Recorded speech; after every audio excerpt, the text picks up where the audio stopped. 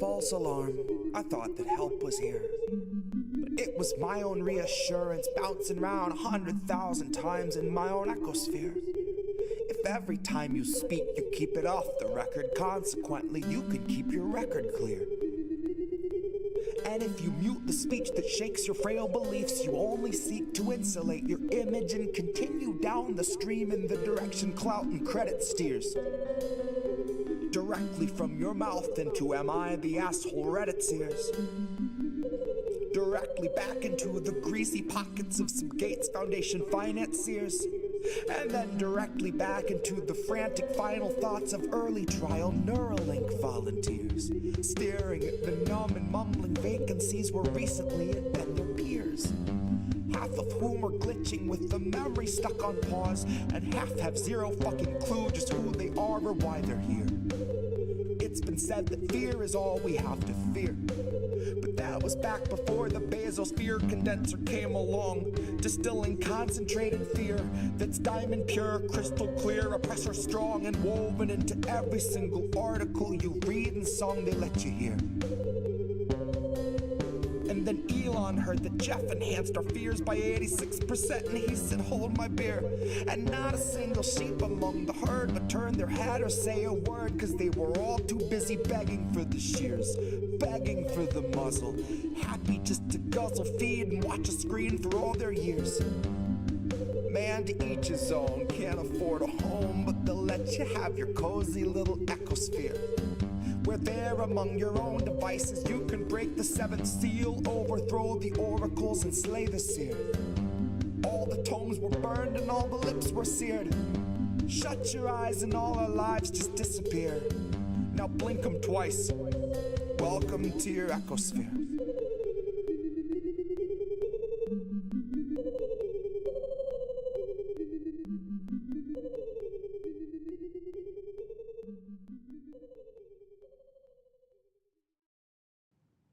If you fool me once, it's because I didn't think a guard was needed. If you fool me twice, it's because I didn't learn the lesson, so it bears repeating.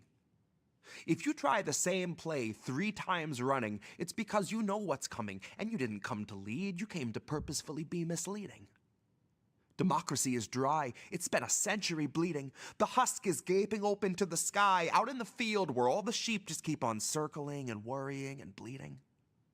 They're waiting for the shepherd that they've tried to hide their faith in, but he's so appealing.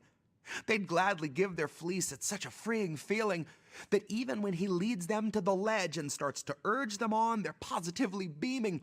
They were told that they were on their way to save democracy, so even as they plummet, they just gloat, they don't consider screaming. And halfway up the cliff, the shepherd's cozy little mittens wrap around the staff of shattered human hopes on which he's leaning. He shows the gentle grin that used to stir your inner spark, and he says, not me, us, as he gestures to the oligarchs. He knows that if he runs, they're gonna stop him like a stolen car. And he'll easily surrender because it bought a lot of time for laying mines in all the grassroots. Suddenly, the tiniest of movements gets you blown apart. Suddenly, you're in a play that's set on an election day, and voting for the fire, unaware you're playing Joan of Arc. Suddenly, the shepherd pulls the rug and slips a hood across your clueless mug, and everything goes zero dark. I'm gonna warn you once more before it's 2024 and you fuck around and find out who your heroes are. To take a step back from the herd and you'll learn that you can spot who all the shearers are. If you really want to know the product that they're selling, I can take you where the mirrors are. If you think your voice is finally ready, I can tell you where the lyrics are. I hid them in a box I had to bury neath the cobble when they carpet bombed the promenade and raided all the street bazaars. Now all we've got's the marketplace, and you're too broke to even bother asking what the options for your treatment are. Suddenly, the raw debris of homeless human dignity will find it has 100 teeth for every badge and sweeper's arm. Suddenly, they speak in solidarity and each is armed. Suddenly, the sheep can see the shepherd for his truest form and all pitch in at once to help him buy the farm. And now it's zero dark, and all is calm and peaceful save the distant wail of sirens that approach beside the flames of dawn. Suddenly, the carrot's just a string that's on a stick, and all your movements make you sick because the prize is gone. Now we could go and flee into the forest low and meek, or we can exercise our right to feast and go and graze on Biden's lawn. 'Cause he's been sowing seeds that seep a toxin out to sap a bit from each of us and keep on leaching decades after Biden's gone. So regardless who they summon out of hell to come and do the job, it will not feel like Biden's gone. But in that time of hopelessness, you cannot trust the shepherd when he once again comes asking you to humor him his siren song. And it's cute that you can innocently, honestly assume that's just a symptom of a system that was wired wrong, and not the standard feature, basic function, primary objective of a mass hypnosis firebomb. You don't need to know the words to cry along. Someday it'll hit you like an officer who pistol whipped their ride along. Broke his jaw and kept his job and kept it moving right along. That voting isn't red or blue or black or white or right or wrong. Voting's like a firing squad where you can choose the firearm. It's slow extinction by and large. It's Super Tuesday supercharged. It's all your futures, roots and all, just tossed out on a garbage barge. It's everybody dropping out to push the biggest oligarch. It's everybody voting fire, registered as Joan of Arc.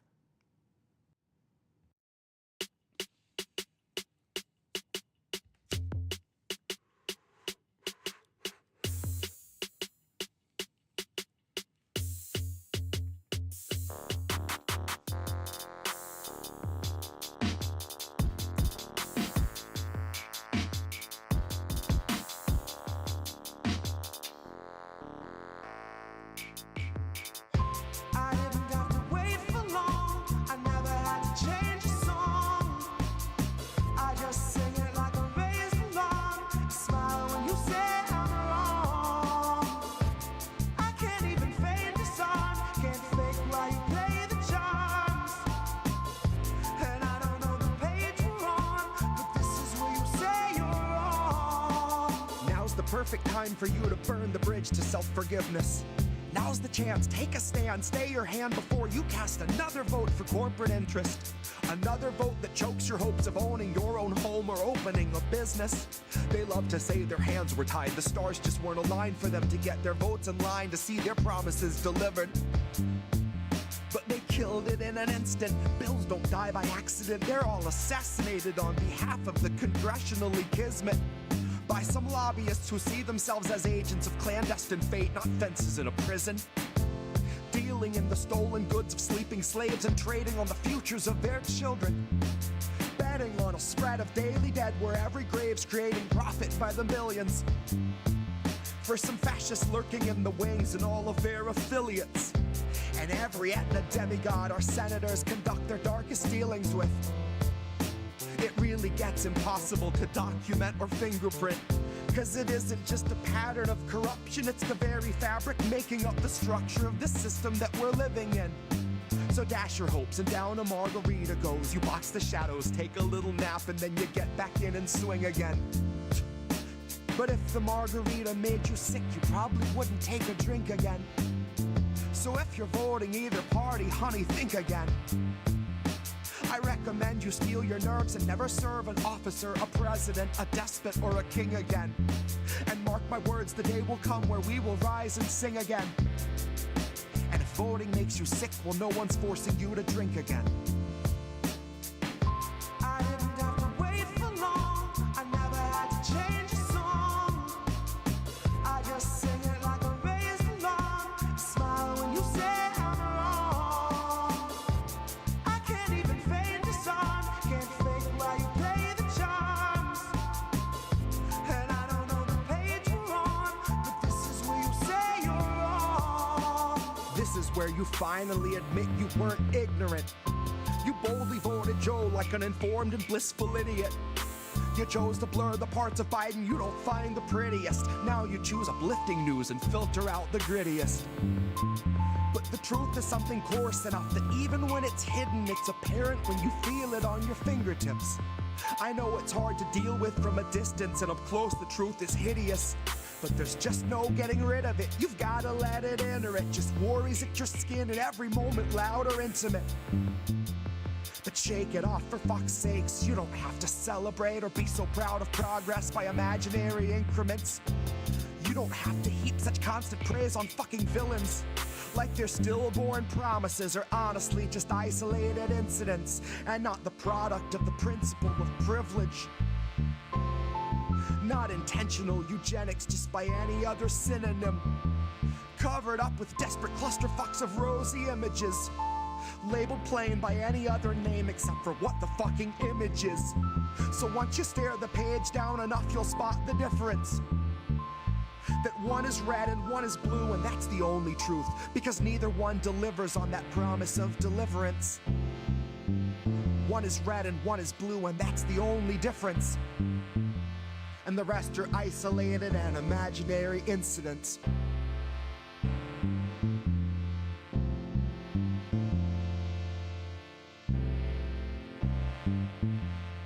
One is red, one is blue, and that's the only difference.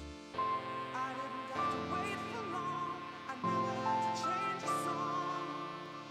I just sing it like I'm raised along. You smile when you say I'm wrong. I can't even fade the song. Can't fake while you play the charts. And I don't know the page we're on, but this is where you say you're wrong.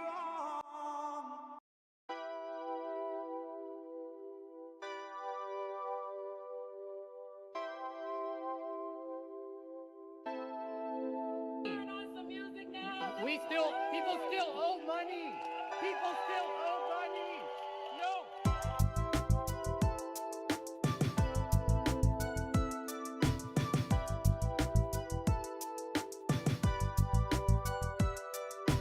People still owe money. People still owe money. It looks to me as though you learned to love your prison. I guess you'd say you made it your own. Such a difficult decision. I bet you finally feel like you're home. Home. Right in the center where the halves meet. You were proud of incremental half speeds. You were getting down in the AOC dance line, hands tied, nodding to the backbeat. You'll Secret Service dive in front of any representative alive, being asked for the very bare minimum. And you'll turn into that same kind of hard-right villain you detested should we mention they could ever muster maximum. Cause liberal denial's such a lofty ataraxia, where morals take a back seat, not up in the cab, but in hidden panels made by federal human traffickers. If you trust the autopilot, then you're just a sleeping passenger, passively accepting that it isn't us the bastards serve, making peace with all the evil walking on this rancid earth. Unity with those who bound your hands at birth, glancing up at fascists on a bloody dais thinking they just need a push. Not a holy man, but I'm praying for a burning bush. Yeah, I know you'd love to look away, but love, you need to look. There are many massacres the country manufactured that will never make the books. Now here's your fucking hook. It looks to me as though you learned to love your prison. I guess you'd say you made it your own. Who knew that freedom's such a difficult decision? I bet you finally feel like you're home. Home. Home on the range of excuses. Justify some fracking, water down pollution, paint a fresh coat of bipartisan charm over backroom collusion. Your consent is being manufactured by illusions, marketing executives in federal seclusion, working day and night to keep you just the side of lucid, and too beat down for calling out abuses. So fuck all these progressives who can speak on revolution once they empty all your powder out and spit on all your fuses. I prefer to judge a leader not by quality of tweets, but the six-figure book deals she chooses. Donors he betrays, and donors that he'd gladly take a bullet before he refuses. Slogans he reuses, buzzwords he produces, then he spews like mucus. Well, two can play at that. So here's the inner dialogue of every time I snap, and it's fine-tuned to ruthless, and saying politics are useless. Just a bunch of loose lips tweeting cute shit, power suits, taxpayer booze trips. Bunker at the ready when the shoe flips, and there will be no news clips. There will just be People still owe money. People still owe money. No. It looks to me as though you learned to love your prison. I guess you'd say you made it your own. Who knew that freedom's such a difficult decision? I bet you finally feel like you're home. Home.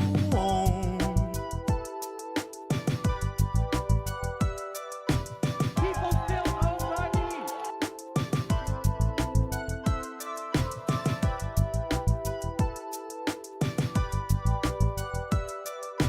People still owe money.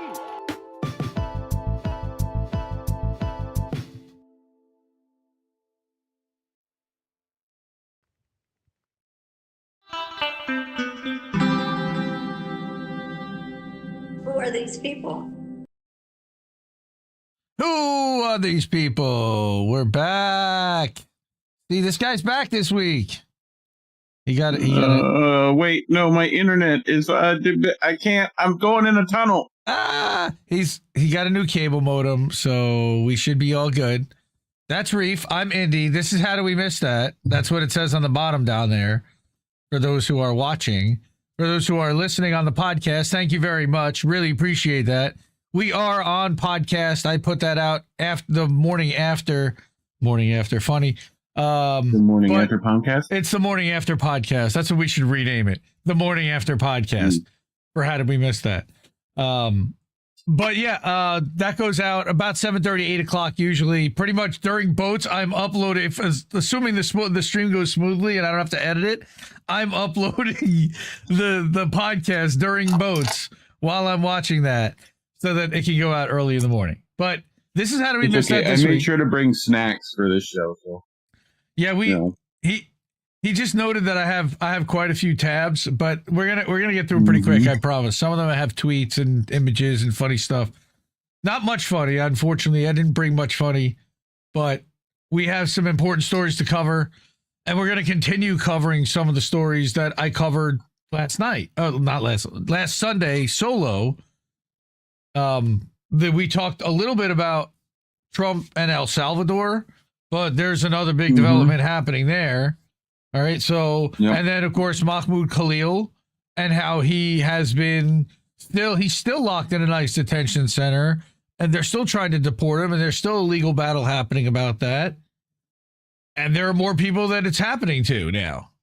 So we're going to talk about that, and then of course we have our thanks a lot fuck Israel portion of the week, because they have to give us enough material to do that, and then I brought an interesting article that is going to sound kind of rah-rah and kind of aspirational and kind of a little bit counter to what we talk about in a way, but I think it also kind of aligns with what we talk about. So it's going to talk about how using public competition and, use examples of where the private sector couldn't get it done and the public sector stepped in and took care of stuff, and then created a robust private sector in some cases that was kickstarted by federales. But anyway, before we get started, I did want to ask if you are able and of means, please take care of your family, take care of your friends, but take care of INN if you're able to, please. The ways to do that are with Cash App and Ko-fi and PayPal. You can also subscribe at INNnewsletter.com. All the Cash App, ko-fi.com, paypal.me is /Indie News Network. Cash App is $, ko-fi.com /paypal.me /. So you've been gone 2 weeks. Dude, you took a week off. Like, what was that like? Yep. What was that like? I mean, I feel like it was fairly normal. I know a lot of people take weeks off occasionally. Yeah, but I know that's Chinese to you, but we don't do that. Well, no, I did in November. Not you. I was forced to take one in November. Bro, you put out Substacks like every day while you were there, so I kind of don't want to hear it. No, I took an entire week off. I had to. I had no choice. Okay. Okay. Whatever you say. The network even missed a week. So if anything, it was pre-scheduled stuff. Anyway, so we've got some stories to get to. We ask people to hook us up if you're able to support independent media because it is more important than ever. And we'll get to, let's see. That thing's still playing. Let's close that. All right. Let me flip there. And this is the first story. That's that aspirational thing I was talking about. All right.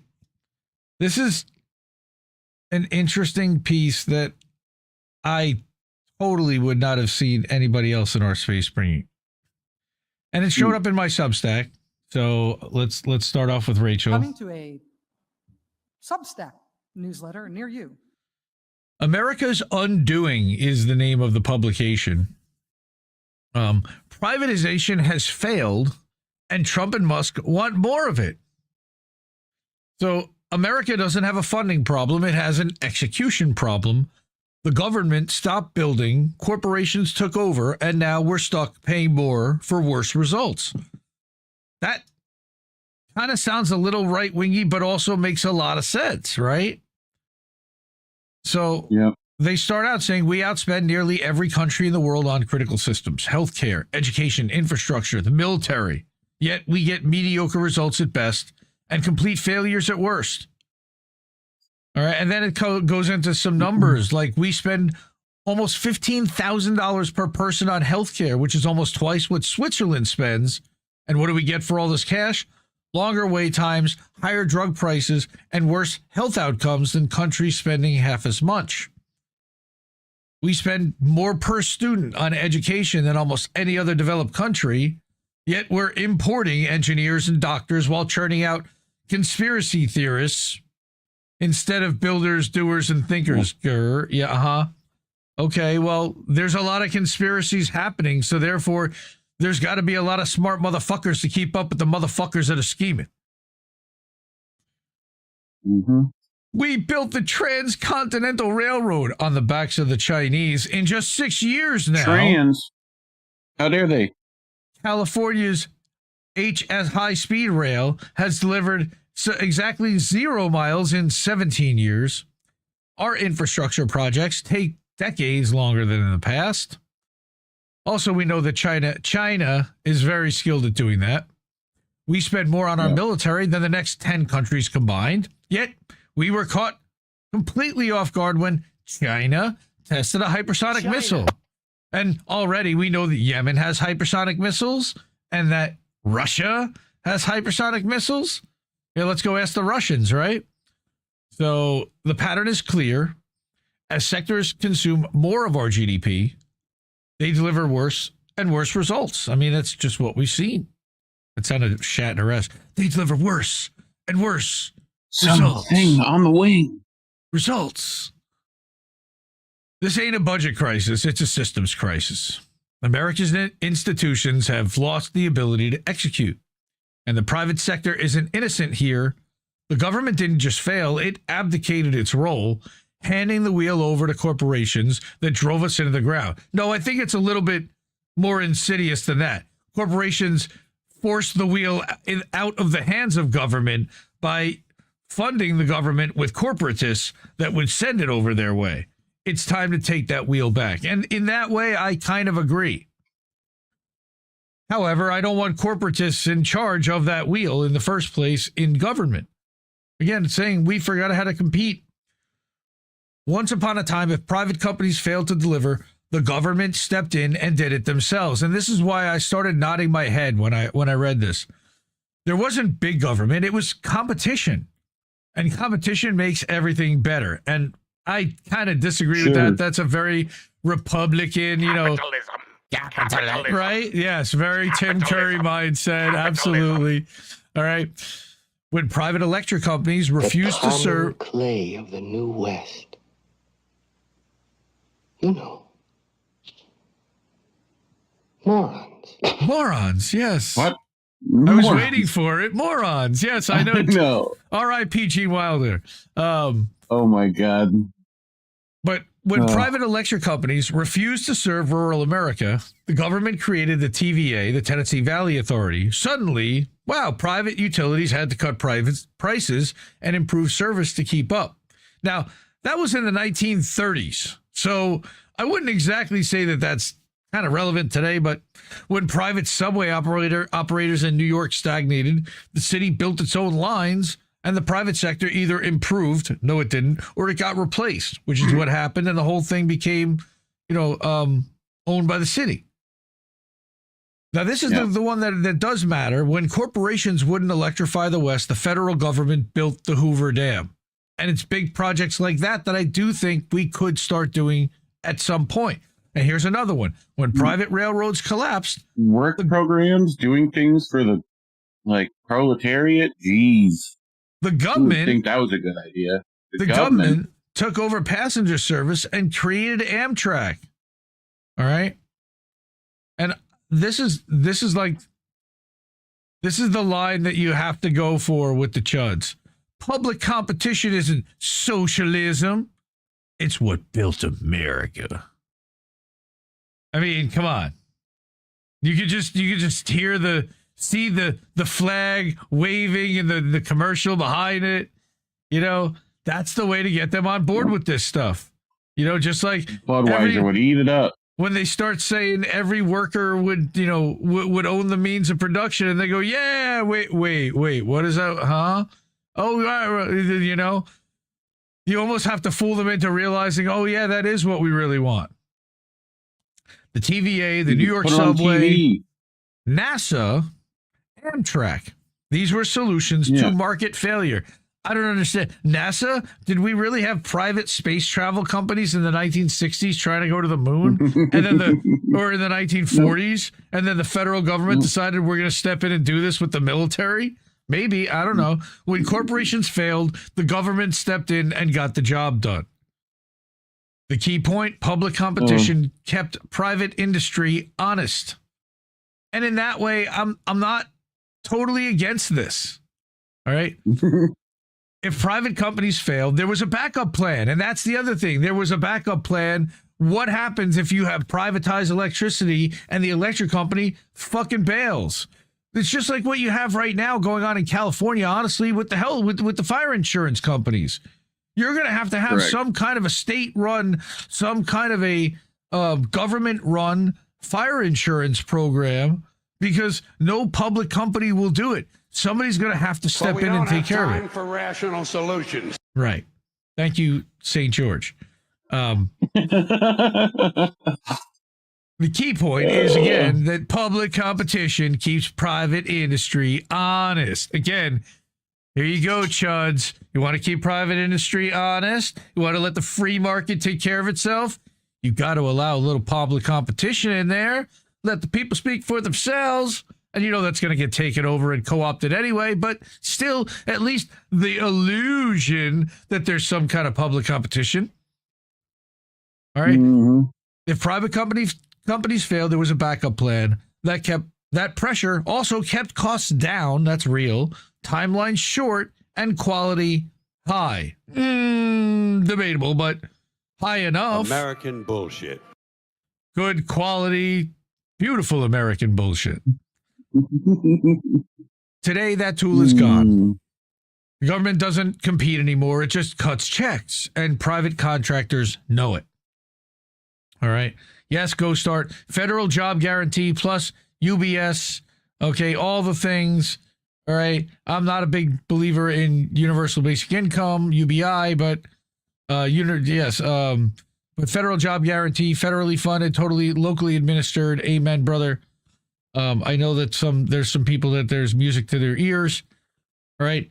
Look at the pattern, and here we go about the failures. California's high-speed rail project, I don't know why I said that in Southern accent, but I did, has burned through $100 billion without results. If private contractors can't deliver, why can't the Army Corps of Engineers? Okay, they certainly have the skill to build a rail or a bridge. United Healthcare, of course, rakes in billions, even though they have a new CEO, yet millions remain uninsured. If they can't provide affordable coverage, why can't the VA compete directly in the marketplace. Well, because that would increase wait times for veterans that it's already stretched thin for.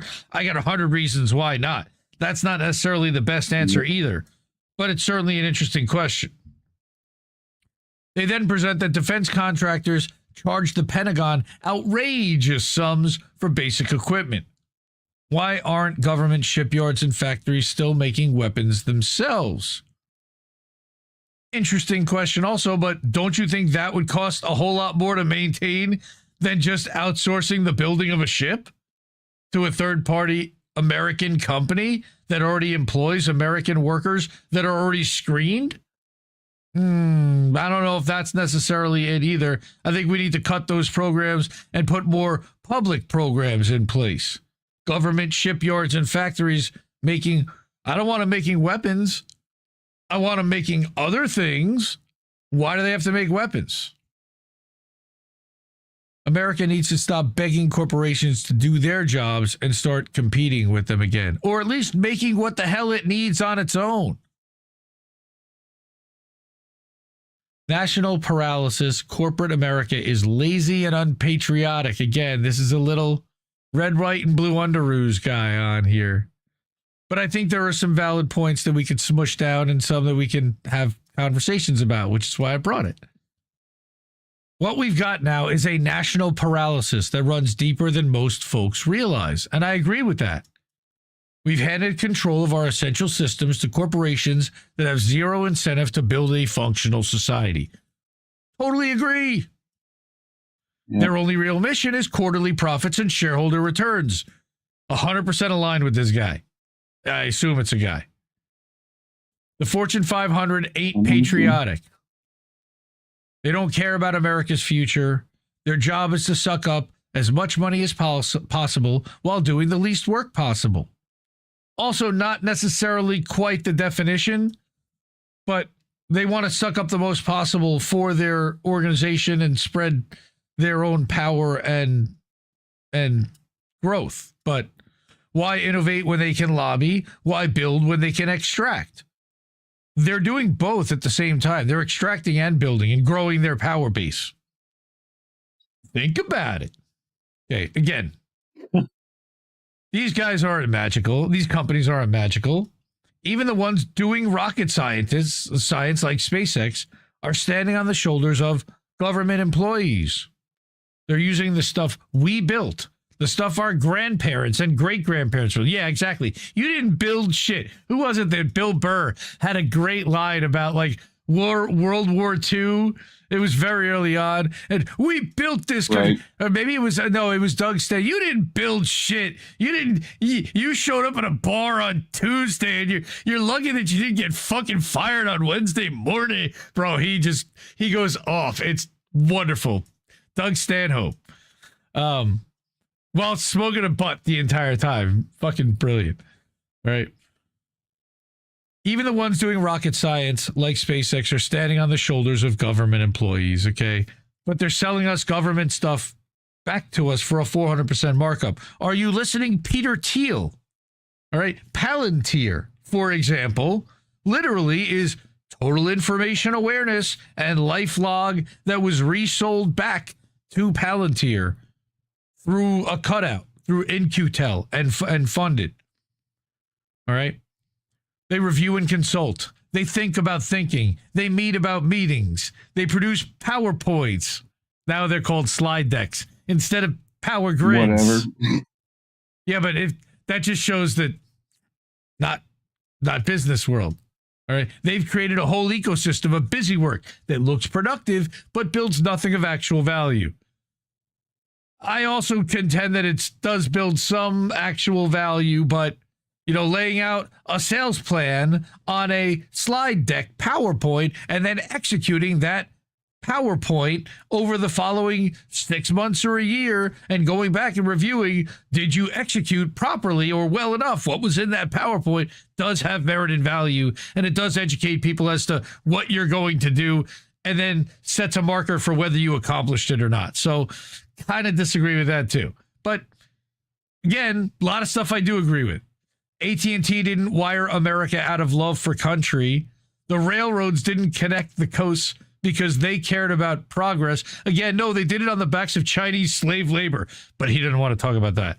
They did it because they had to compete or get replaced. That's a little revisionist history that I can't even begin to start to have a conversation about. Without public competition, these companies will keep sitting on their hands, cashing checks and delivering nothing. The little historical lesson could have been left out there.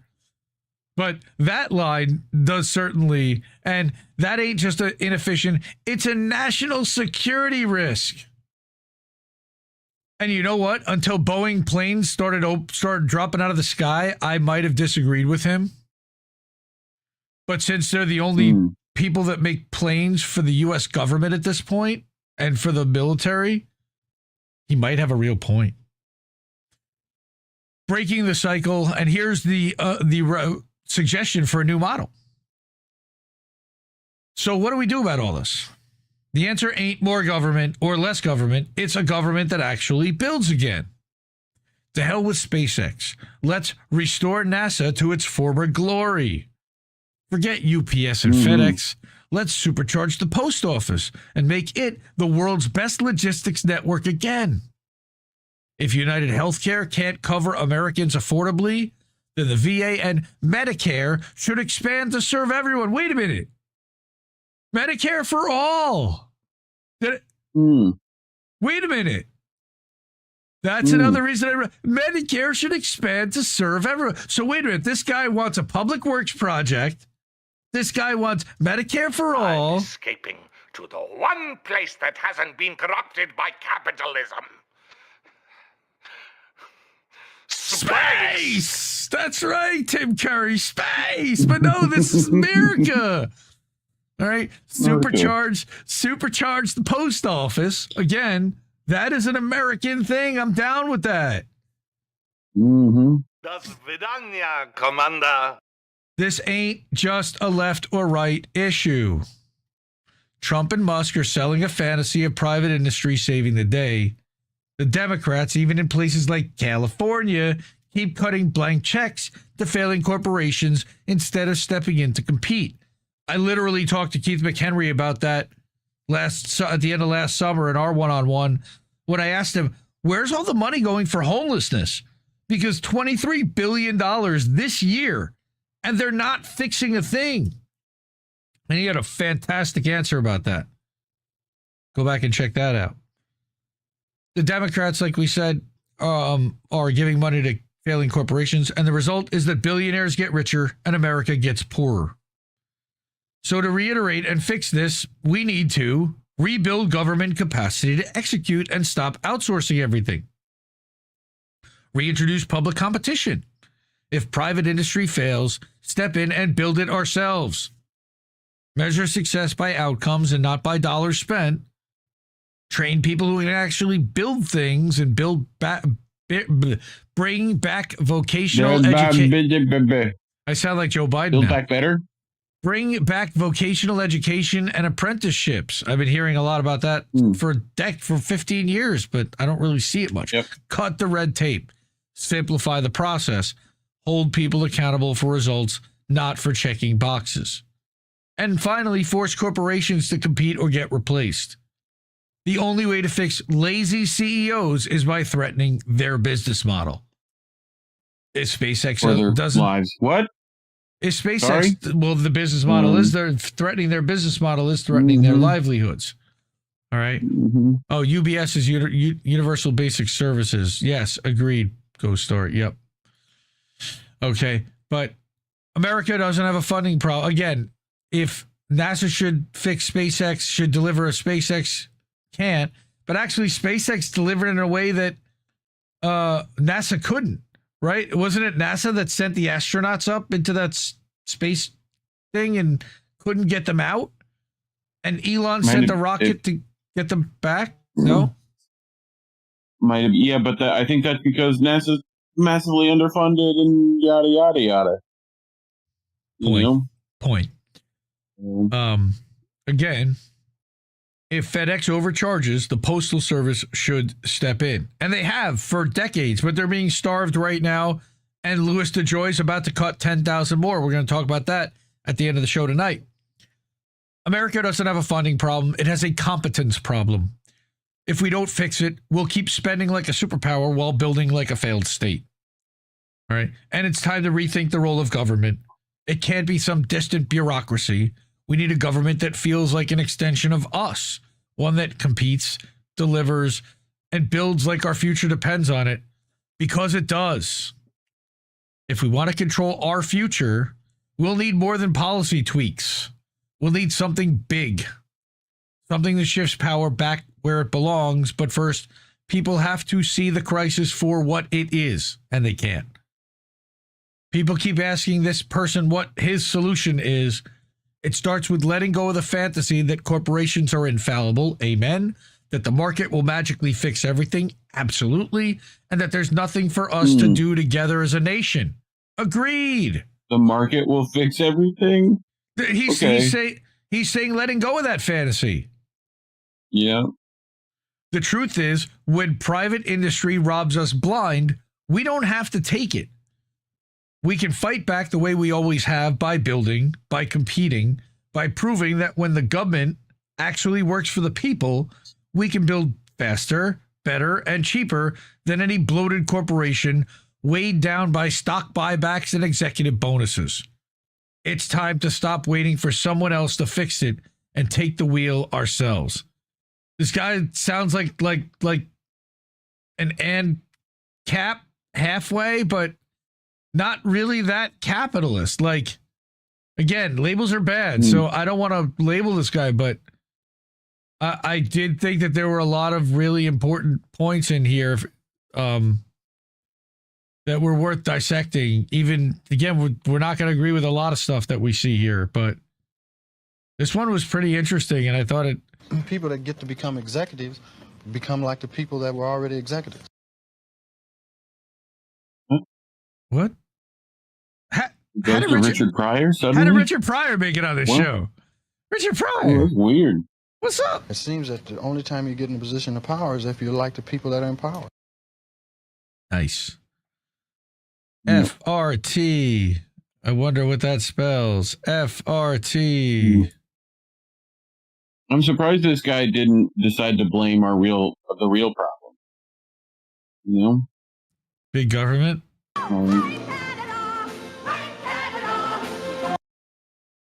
Clearly. Right? Clearly it's Canada. That one will certainly not be hot with the algorithm, and that's why we always ask you to take care of the people that are covering stories like this, because not many shows are going to read an article like that, I can promise you, and go through it and dissect it. But I think it's worthy of having a conversation about. A lot of shows certainly have talked about federal job guarantees and federal projects, and I give them a lot of credit as well in the vein of what's going on with Canada, with California's high-speed rail, and Canada's too, for that matter. But also, 51st state. I'm just kidding. Just kidding. We don't want Canada to be the 51st state. We don't play that here. We want them to be the 52nd. First, we got to get Puerto Rico, and Wesley got it. He's definitely, that guy was a commie. He didn't even know it. Like, just secretly communist. There was a lot of communist or at least socialist ideas in there, and I thought that was an interesting. They'll get there eventually from a capitalist perspective. Yeah, well, guy's clearly got money, and he's looking for a way to save the ship from going all the way down. That's kind of the way that I saw what America really has become. The It's rich perspective. people against poor people. Well, that's Charles Barkley, ladies and gentlemen. Wait, actually, what? you recognize that voice? We're fucked with the Gen X Girl account. We're fucked. No, that's Misty. What? Accent. You have to be able to read. Can you read, my son? Oh. Can you read? We're fucked with the Gen X Girl accent. Read? Even better. Sure. Can you read, my son? Sometimes. Yes, he is a closet commie. We'll get him at some point. We will get him on board. Who are these people? Oh, thank you, Sean. Sounds like Greater Israel. Sean. Big Money Sean in the house. I hope he's not a. I hope he's not an Israel simp. That would be super disappointing. And you can see we are now 25% now all the way to our $2,000 goal. So we're getting there. Thank you so much. We did it. Sean and everybody else who's helped out there and hooked us up. All right. Okay. Our next piece. Congratulations. We're gonna get a little darker. Oh man, this is. Why do they do this to me every week? Israel.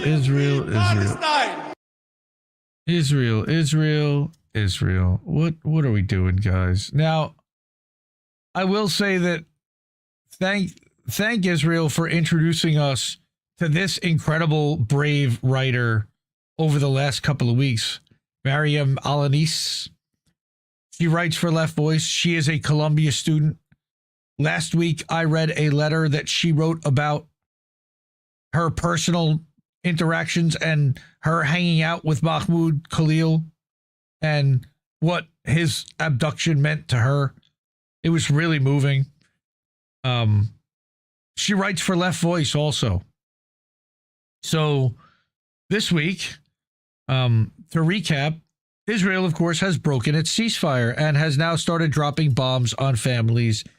And our news feeds, by the way, have started filling back up with dead kids and bleeding kids and crying parents holding maimed children, crying why. And this is on Trump. This is on Netanyahu. They are owning it. They're not ashamed of it. Who are these people? Thank you, Kate. I really appreciate that.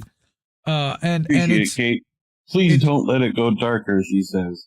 Oh boy. Well, I wish I could like oblige. I do, but no, this one's viewer discretion is advised, I would say here. Advised. Yeah. Because first of all, Israel has broken its ceasefire and unleashed a new wave of violence on Gaza. The first night, they launched new attacks, killing over 400 Palestinians, breaking the already fragile ceasefire. Their relentless massacre makes it clear that its goal is the continued destruction of Palestine, that it was never about the hostages, and there's even conversation about the hostages' families suing Israel about not working to get them home. Correct. Right? Amongst other things. So look at that. Mm-hmm. That's somebody's home. Somebody's living in there now. Because that's what's and left. They probably booby-trapped that rubble on top of that. So that's all that's left. And now they started weeks ago. And now they started dropping bombs on that. So Mariam writes that at least 400 Palestinians have been killed in Israel's latest assault on Gaza, with the death toll continuing to rise. And again, this was on Monday. This is the largest escalation since the ceasefire with Hamas was broken on January 19th. Okay. Israel has committed numerous violations since then, including hindering essential aid and obstructing medical evacuations. The Gaza government media office reported 265 such breaches as of February 12th, with 118 Palestinians killed during the period. Israel with that Al-Arir tweet about ceasefire. No, but it's that everyone, the Palestinians cease and Israel fires. Correct.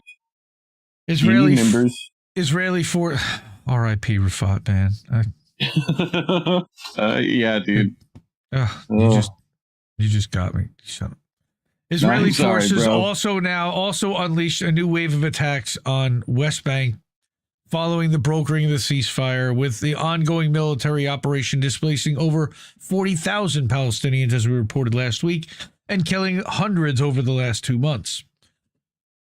About the current assault on Gaza, Israeli officials claim they're targeting Hamas operatives, a narrative parroted, of course, by mainstream media, but the reality is clear. This is a continuation of a genocidal policy that's already slaughtered almost 50,000 people, including children, journalists, families seeking refuge, and what little remains of Gaza's shattered landscape. The same state that bombed refugee camps and obliterated entire neighborhoods and targeted media offices now expects the world to believe its rhetoric of precision strikes. These renewed attacks Real precise. Real precise. Though they precisely are destroying everything in their path. The Nazis changed, but they never went away. These renewed attacks come amid the already dire humanitarian crisis in Gaza. The blockade, coupled with relentless airstrikes, has left the enclaves what formerly was 2.3 million, but even Trump admits is now 1.8 million residents in a state of perpetual fear and deprivation. The suspension of essential goods, including food, medicine, and fuel, has intensified the suffering of a population already on the brink. And all we have to do is look at the Substack chat for the dissident to look at all the begging posts from all the Palestinians and the GoFundMes. It's absolutely beyond heartbreaking to see all of these people begging, and no way, I mean, there's no way everyone can possibly help all these people. No. They also arrive in the context of U.S. airstrikes on Yemen and ongoing negotiations for what would have been the second phase of a ceasefire deal. But of course, we reported 6 weeks ago, there was never really a plan to execute the second part of that deal. It was all a ruse. No. The proposed from the jump. Yep. We tried to tell people. The proposed agreement would have seen Israel hypothetically committing to a permanent ceasefire in exchange for Hamas releasing the remaining living male hostages, both civilians and soldiers, in return for Palestinian prisoners, and they always omit that part. Far from taking steps toward peace, Israel has chosen more bloodshed, demonstrating once again that its goal is not security, but the continued destruction of Gaza, West Bank, and all of Palestine. Ceasefire talks were already on fragile ground. That's a nice way to say so. Before this latest round of bombings, the first phase was precarious at best, reflecting deep contradictions within Israel's political and military establishment. Netanyahu, despite wielding some of the most advanced weaponry in the world, failed to retrieve all hostages or completely eliminate Hamas as it would have liked to. And again, almost a year ago, I reported with you here on this show that Dave DeCamp from Anti-War had reported from the U.S. military that they're never getting rid of Hamas. Hamas is never going away, and what they've done here only solidifies a new generation of Hamas.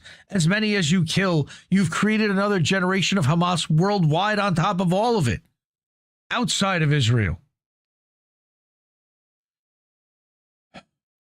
So, even with Netanyahu's temporary political maneuvers, his inability to achieve decisive military success has complicated the second phase of the ceasefire, which involves negotiating who would govern Gaza in a situation where Hamas maintains its control. Again, there was never any intent for that. So that was a ruse. That was a, we'll get to that when we get to it. Just give us our first thing now. Right? There was never a plan for that. And again, a year ago, the Ynet article laid out the Gaza 2020-35 plan, not 2020, but 2035, which was that it would be a Dubai-like independent type of state that would be managed by a coalition of Israel and Saudi Arabia and a lot of the Abraham Accord nations, but primarily by Israel, and Israeli military would never leave. That was also part of it. All right. Meanwhile, back in the Hall of Injustice. Come on. I'm waiting. You're waiting? Meanwhile, enter. No, without a space. And then. Meanwhile, at the Legion of Doom. Thank you. Donald Trump, who certainly is the second or third in charge at the Legion of Doom behind Netanyahu and Miriam Adelson and maybe Peter Thiel, has openly embraced Israel's project of ethnic cleansing, declaring his desire to turn Gaza into a Riviera. His words lay bare the true agenda of Zionist expansion, the erasure of Palestinian existence. The Trump administration's reactionary policies are not only politically aiding Israel's far-right coalition, but also attempting to crush the growing global movement for Palestinian liberation. From criminalizing protesters to the attempted deportation of her friend, Palestinian activist Mahmoud Khalil, Trump and his allies within the universities were doing everything they can to silence those who stand in solidarity with Palestine. And we're going to talk about that next again. History has shown that as long as there's oppression in Palestine, there will be resistance. Even resistance! Yep. The world cannot remain silent as Israel escalates its campaign of terror. Yes, they are terrorists, nor can it accept Trump's campaign of repression. Yes, he is repressing and also terrorizing Venezuelans, and we're going to talk about that in a minute. The spirit of the youth and workers who rose up last year in defense of Palestine must be revived. Even such. I'm sorry to kind of make levity, but I have to laugh at something here. Yeah, we need it. Zionism and imperialism have an insatiable appetite for violence, which must be put in check by the historic movement for Palestinian liberation. And I remember, and I'll never forget, one of the things that they do is they want to smile whenever they're being arrested. All right? Mariam, like she says, is a socialist journalist, activist, and a PhD student living in New York City. She's an editor for the international section of Left Voice. Follow her on Twitter. She's a badass. I'm a fan. I love her writing. Love to have her on sometime, have a conversation with her. This is the third or fourth week in a row that we've covered some of her stuff from Columbia University. Big fan. I also wanted to go to an actual Palestinian because I think we did that last week as well. And I think that it's really important to bring Palestinian voices to the show as well. And yeah, it's going to be dark and depressing. I'm really sorry. But we need to hear this too. All right. This is literally somebody, Dalia Abu Ramadan. Okay. Again, the day after the ceasefire had ended and the day after Mariam had written her article, Israel's bombs rained down at 2 a.m., killing hundreds around me in Gaza. The ceasefire was still difficult, but we believed we would wake up alive. Now Israel has taken even that away from us. So again, while we sit in comfortable United States watching this on YouTube, there are people that are literally dealing with this right now, and we have to think about, and I don't want to be ignorant of their perspectives and views. Okay, so again, this is an image from Getty Images. People search for survivors in the rubble of a building destroyed in an overnight Israeli military strike in Jabalia in the northern Gaza Strip last night. Last night.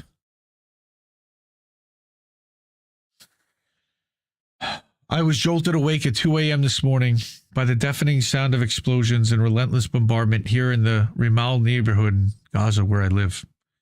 The noise was so overwhelming I couldn't tell where it was coming from.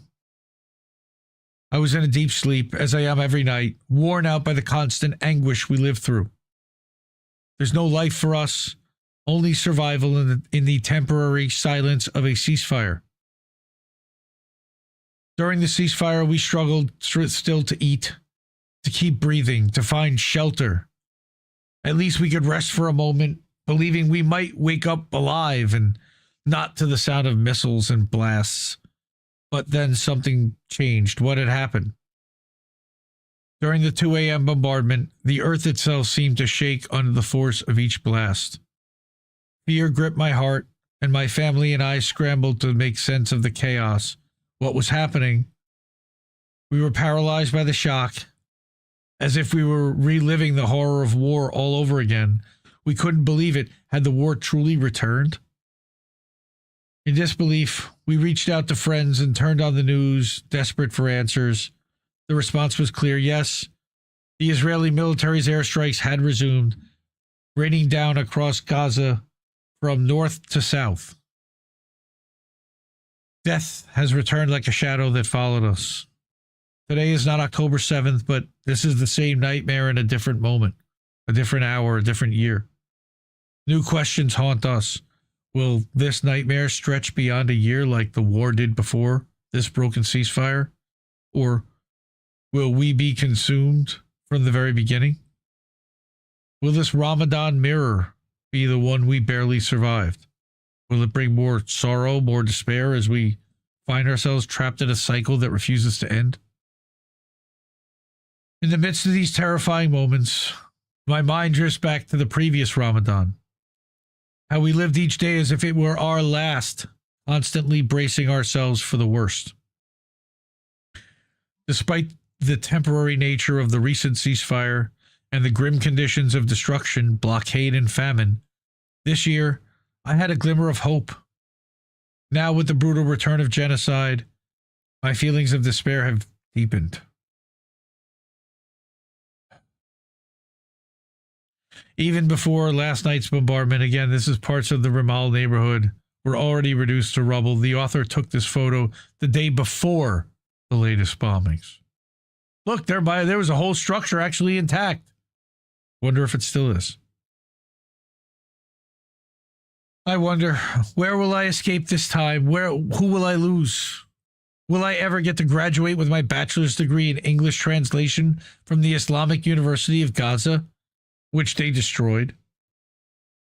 The war and siege have delayed my graduation, but I've never stopped learning or writing, even as everything has been postponed because of the war.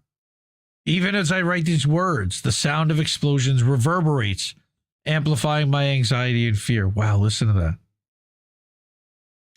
I turned 22 during the war on February 9th last year, and turned 23 last month during the ceasefire. Unfortunately, with every passing year, I feel like I'm living a tragedy. How many more years will we grow older while only surviving Israel's wars on us? With every year that adds another number to my age. I remember the wars I've lived through, enduring both Ramadan and Eid under the shadow of destruction. Even as I write these words, like he says, the sound of explosions reverberate, amplifying my anxiety and fear. The war that I survived in 2014 lasted for 51 days. I was just 12 years old, but I was fully aware that we were living through genocide. The Israeli military completely destroyed the Shuja'in neighborhood of Gaza.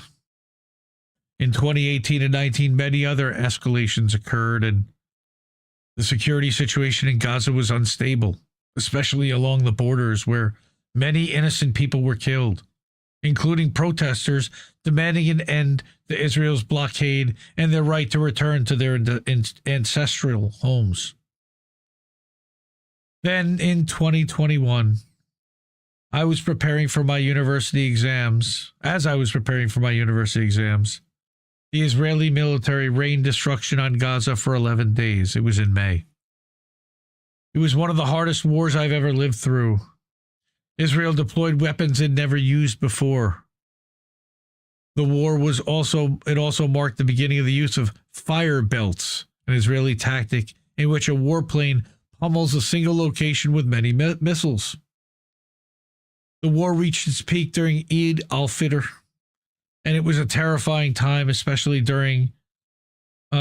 since I had become more aware of the horrors around me.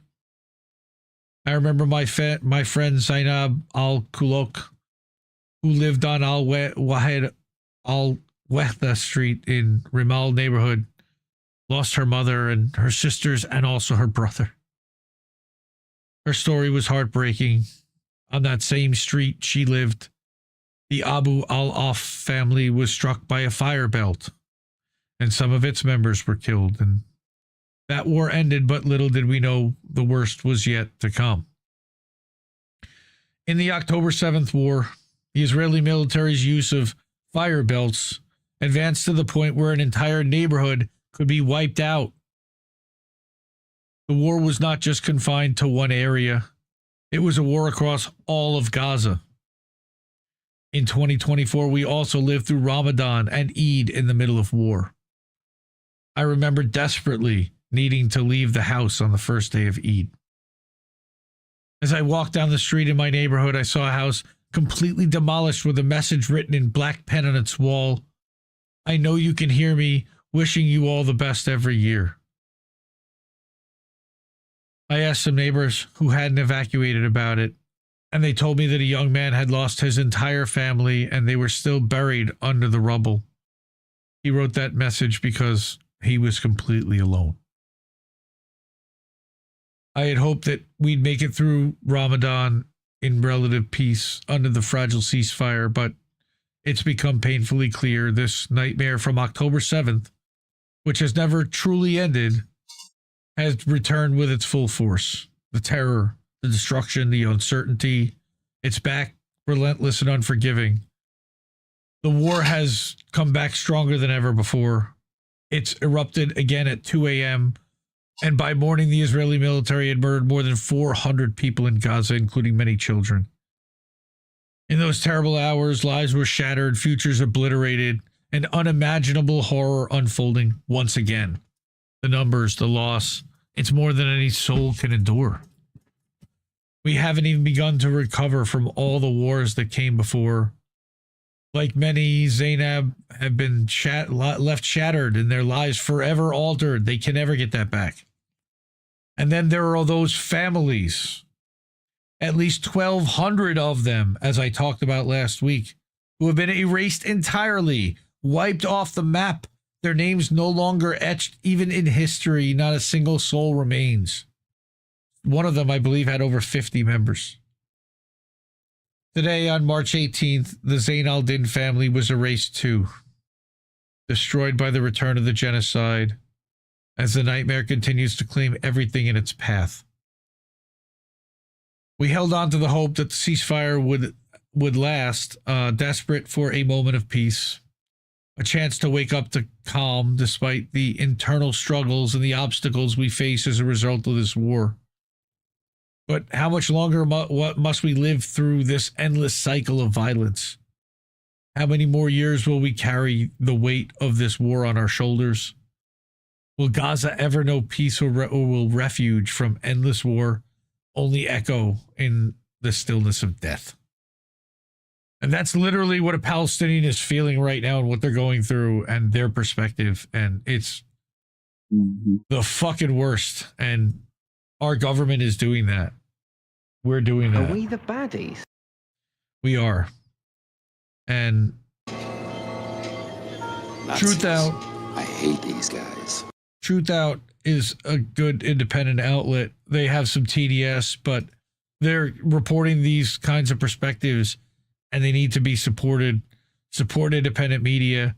They are an Indie Media Award honoree from class of 2022 for one of the best outlets out there. And again, just heartbreaking to hear the perspective of, and to literally hear the voices from the people that it's happening to in real time. And I think it's important to not, to not leave them out of the conversation, because a lot of channels won't really cover what Palestinians are saying. They'll just kind of cover what American podcasters and American commentators and maybe Netanyahu and maybe a couple of other people are saying about it, but they're not really giving that voice. And it's painful. It really is. Shout out to the EI too, who does an incredible job. Electronic Intifada, also Indie Media Award honorees. Right. Absolutely. Nora Barrows Friedman and Ali Abu Nima and Asa Winstanley and John Elmer, the whole crew over there, man. They do amazing work. If you go look at their website, it's nothing but actual Palestinian journalists, practically. So, yep. We'll give that a shout. I want to continue, and I brought this video, and this also was from Monday night. Nicole Jeans. What's her name? Yes. Nicole Genese. Nicole Genese. Hi, Chef Hachi. She says, happening right now, Israel is butchering children and innocents in Gaza again, funded by USA, as served as democracy and making America great again with children's blood. This is madness and war crimes, pure terrorism. So let's hear 3 minutes and 8 seconds of what she has to say. So imagine this, 2 in the morning. 18th of March of 2025. You're sleeping in a tent, probably hungry, sleeping on the ground and tired, maybe scared, after almost 2 years of killing and persecuting and genocide. And out of the sudden, you wake up to this hell.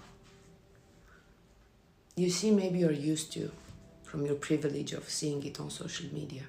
And then you see this image. Can you imagine? Was a healthy kid like an hour back. Then you see this one. Yeah, they're dead. And you know something? While you're spilling your latte in shock, your money is funding this.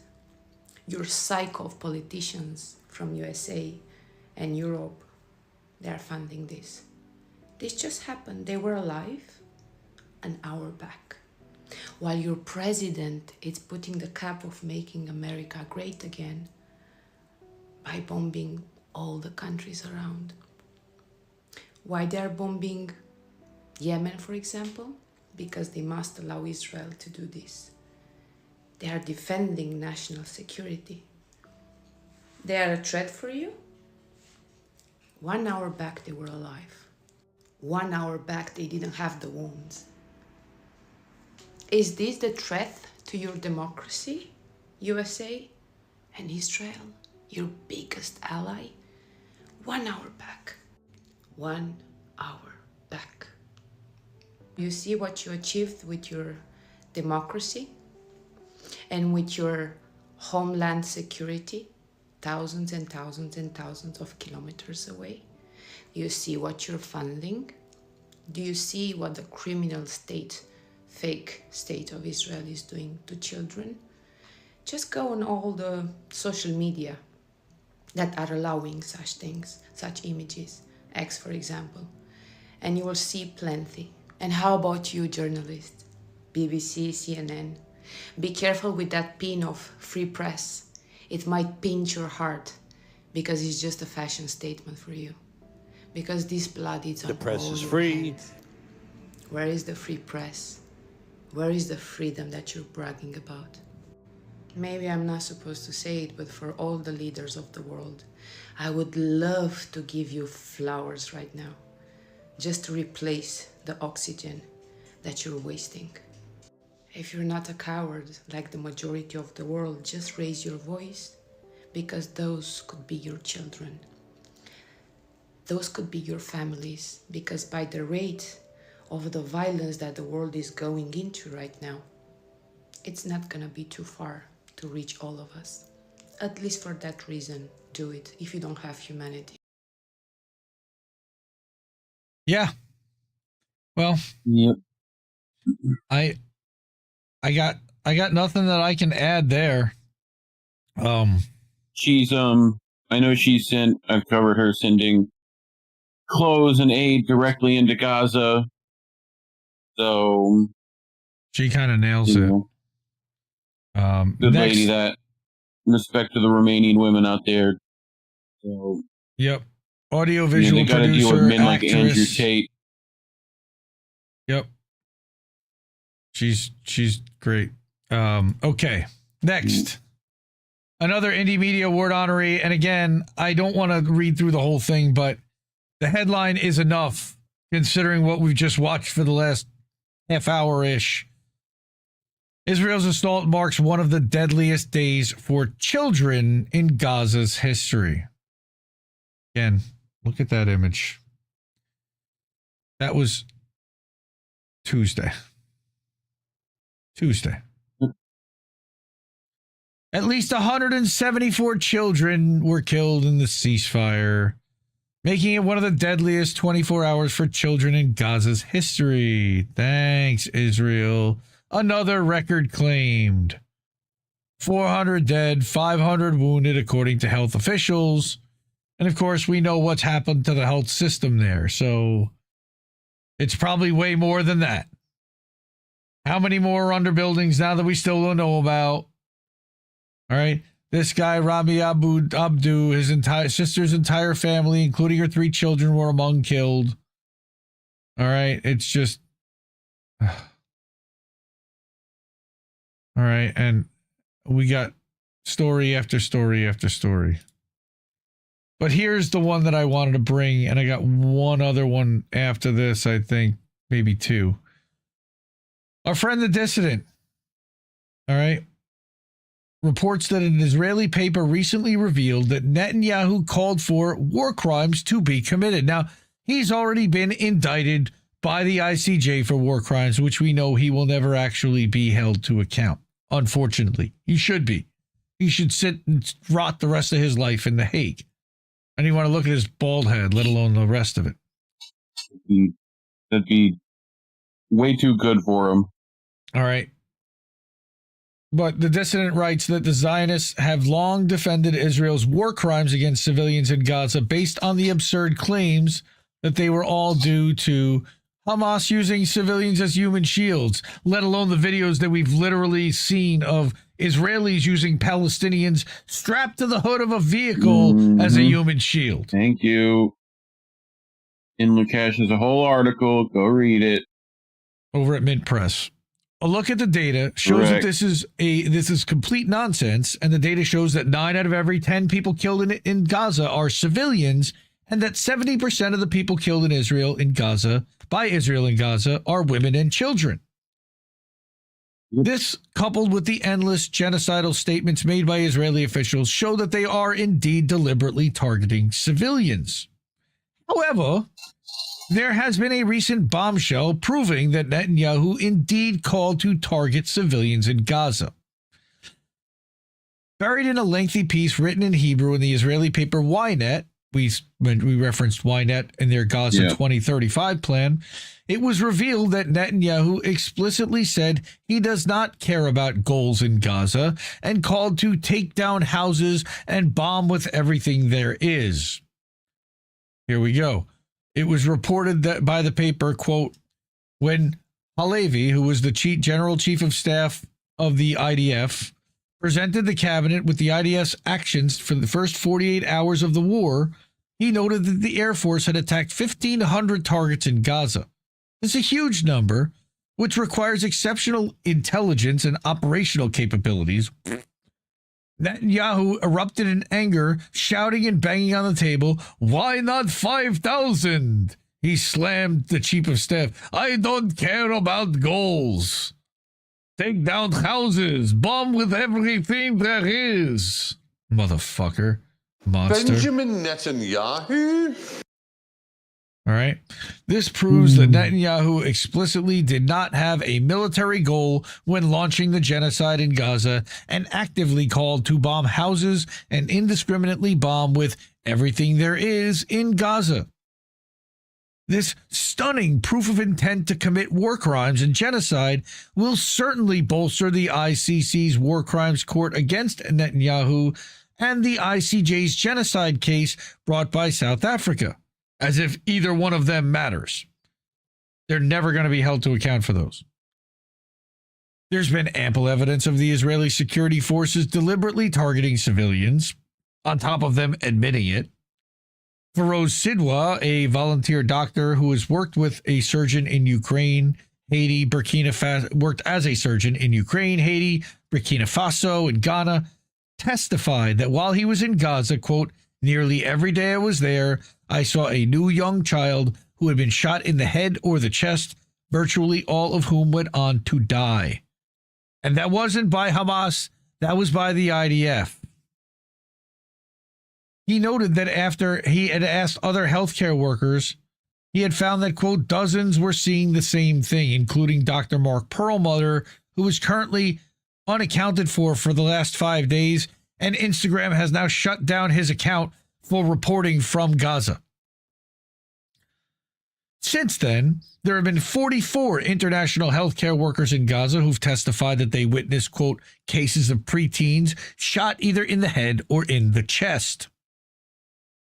The recent UN report on Israel's use of sexual violence in Gaza found numerous examples of civilians being explicitly targeted. I think I might have mentioned that last week, or it was really too graphic to bring to the show. Yeah.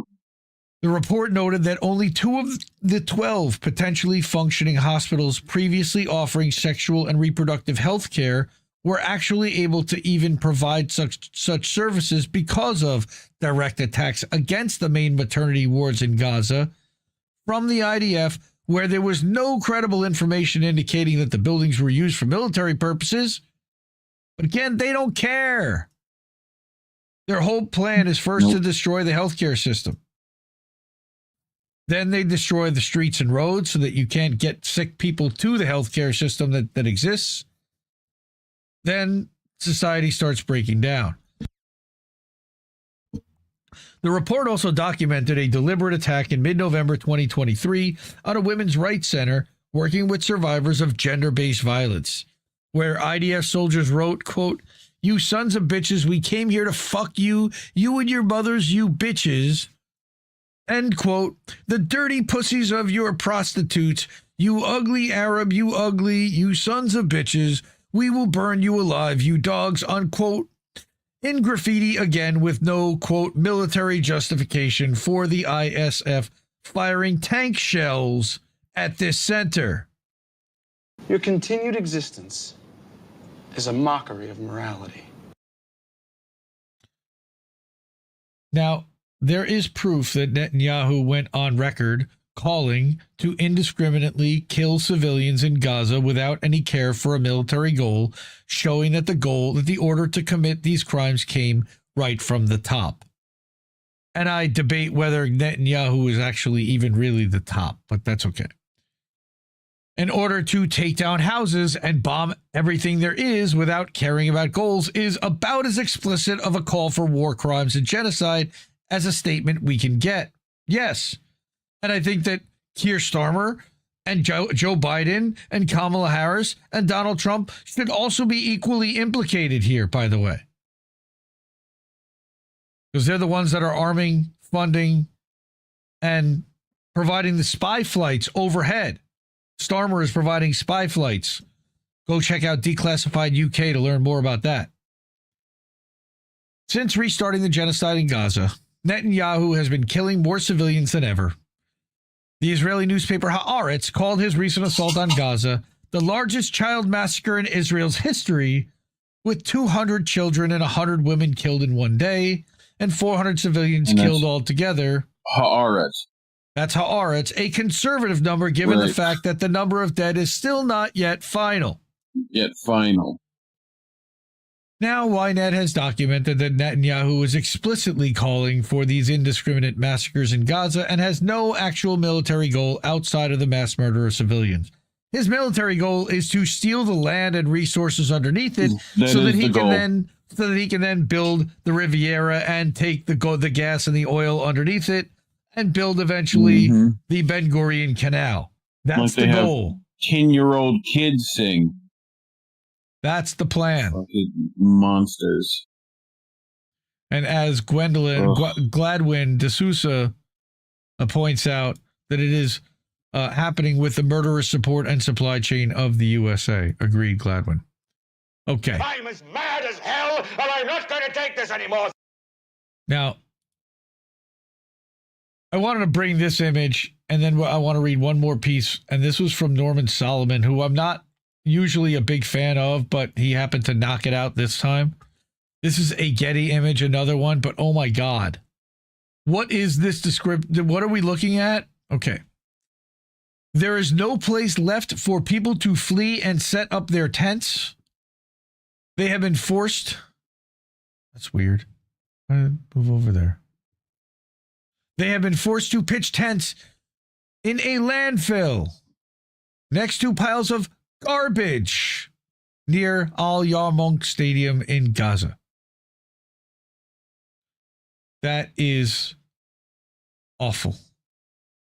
I'm as mad as hell, and I'm not going to take this anymore. So, let's get to genocide denial. And let's talk about those who do deny genocide. And I like this piece because I've talked a little bit with you, Reef, and some others about J Street and why there isn't, there's a lot of focus on AIPAC, but there doesn't seem to be a lot of focus on J Street. And it's really strange. All right. So The genocide denial of the pro-Israel, pro-peace crowd. Gaslighters.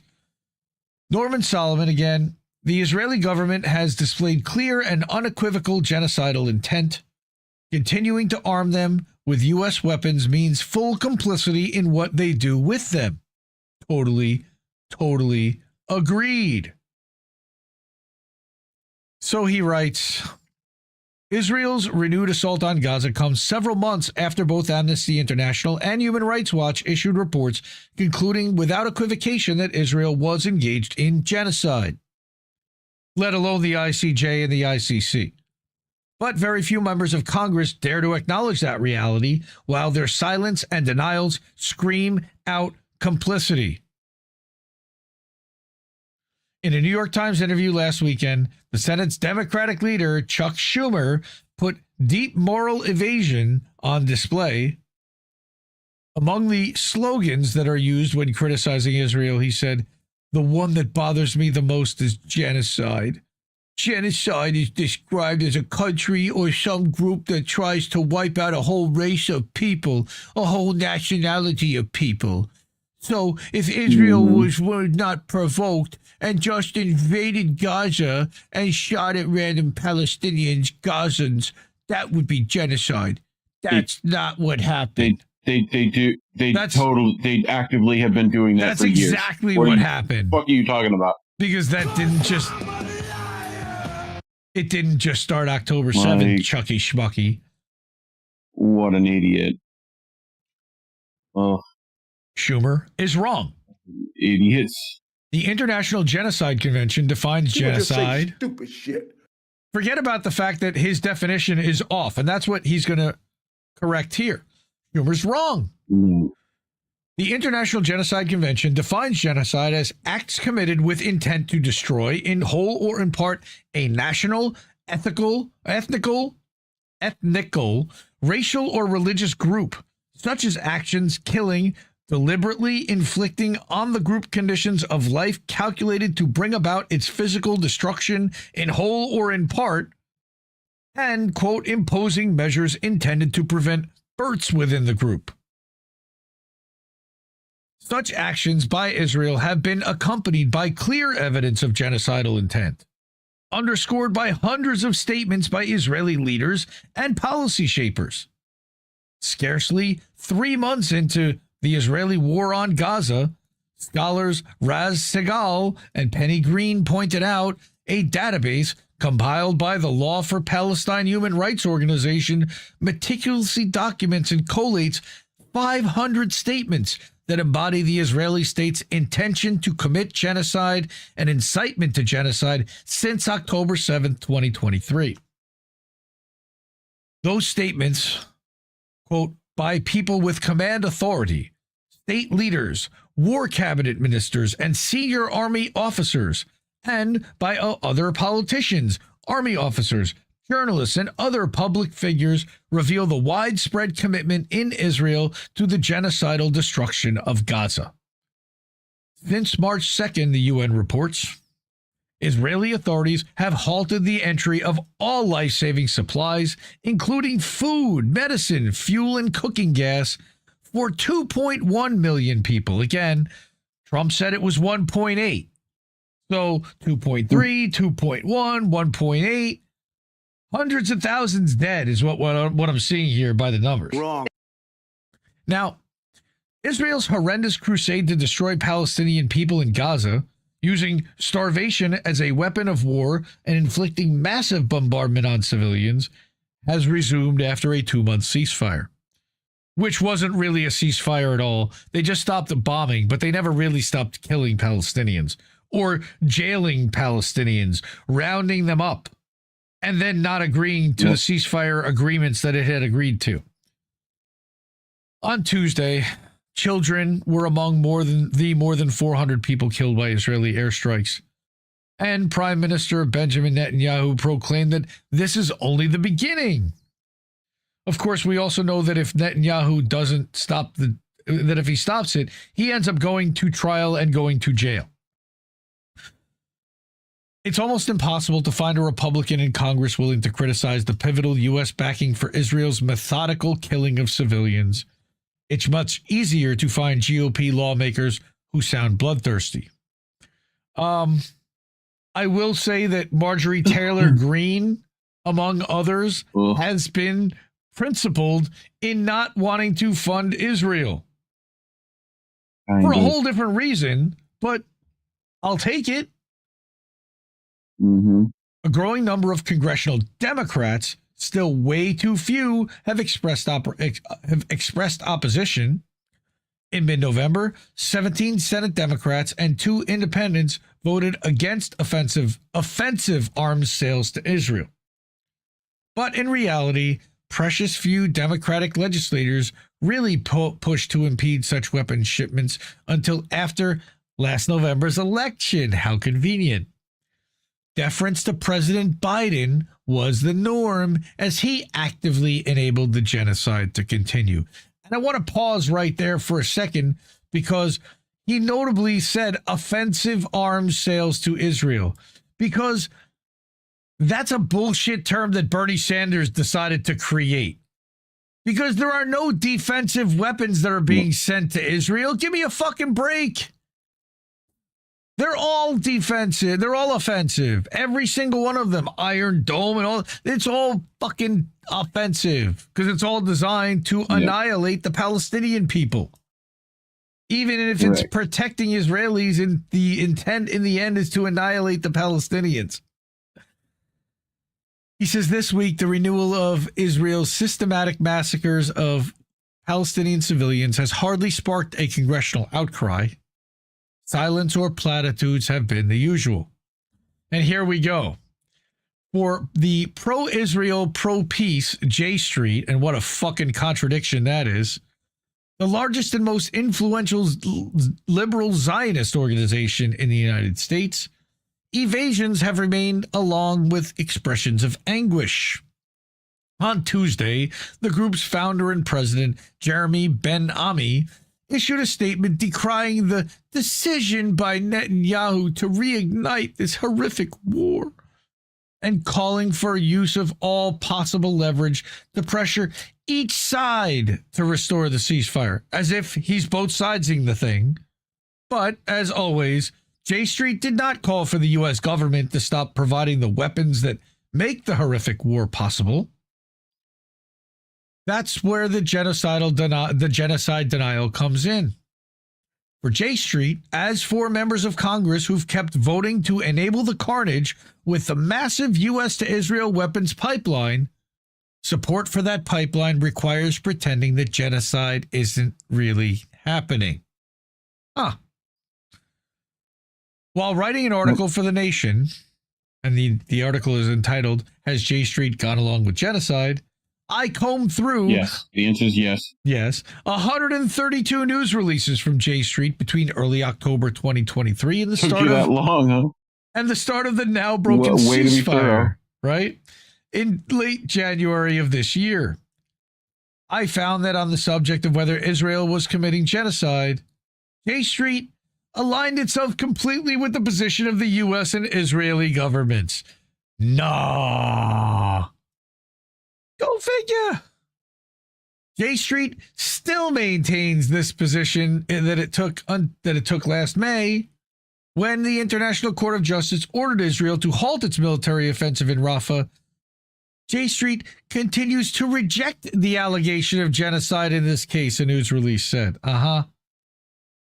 It would be untenable to publicly acknowledge the reality of Israeli genocide while continuing to support shipping more weaponry for the genocide. That's why those who claim to be pro-peace, quote unquote, while supporting more weapons for war, must deny the reality of genocide in Gaza. Because otherwise, they would literally be guilty of war crimes under the ICJ. All right? And here is the TDS unconstitutional rampage begging for money. Right. All right. So this concludes finally our Fuck Israel portion of the program. And we're definitely not getting remonetized for stuff like that. So if you are able to, out of means, please, I hate begging and I hate doing this. Where's your money, please one? Because I missed that last week. we could use some money, please. That one. We could use some help. Cash App, Ko-fi, PayPal, even Substack if you must, but please try to do one of the other three if you can. The reason being that they don't take very many fees. We end up with the most possible money. If you super chat on my channel, you are able to. YouTube takes 30%. If you Rumble rant, they take 50%. Now, you could Rumble subscribe to the channel, the little red button that says subscribe with the little red gift. They give us all of that. So that's cool. You can do that. But again, Cash App, ko-fi.com/Indie News Network, paypal.me/Indie News Network. And that worked. Use it this week. And thank you so much to Sean. And thank you so much to Kamishwari Kate. And thank you so much to Charlie Mack Friday night. And to Colin Care Bear and everybody else that contributes. It's incredible. Thank you. It really helps. And it really helps, keeps us going. We're going to talk a little. Yeah, we're going to talk a little bit about Mahmoud Khalil and what's happening there, as well as what's happening with all of the people that are now being rounded up and deported. So Arturo Dominguez, who we talked about last week, we might have even read I read one of his pieces a couple weeks ago. Decolonized journalism, good independent journalist, writes for Unicorn Riot independently as well for himself here at Decolonized Journalism. He says manufacturing consent to deport green card holders or permanent residents. Recent comments by administration officials suggest that green card holders are at greater risk of deportation than ever. And thank you, Jonathan H, for the Cash App. $20. Thank you. Woohoo! Appreciate it. Recent comments from VP J.D. Vance. Let me blow this up a little bit more. Deputy Chief of Staff for Policy and Homeland Security Advisor Stephen fucking Miller, I will see you in the aftermath. Secretary of State Little Marco Rubio and President Donald Donnie Tiny Hands Zio Cuck Trump about the arrest of Columbia University and graduate student Mahmoud Khalil indicate that green card holders, I can't say that quickly, are at risk of deportation. Do you speak it? English, motherfucker, do you speak it? Barely. For simply exercising their right to their English motherfucker, do they speak it? The administration's doubling down exposes the dubious reasons for targeting permanent residents. While Department of Homeland Security Assistant Secretary for Public Affairs Tricia McLaughlin alleges that Khalil led activities aligned to Hamas, which he didn't, many have asked about evidence to bolster this claim, but have received no tangible response. Shocker. When I asked the Department of State, a spokesman passed the buck saying for questions on removals, we refer you to the Department of Homeland Security, Immigration, and Customs Enforcement. How convenient.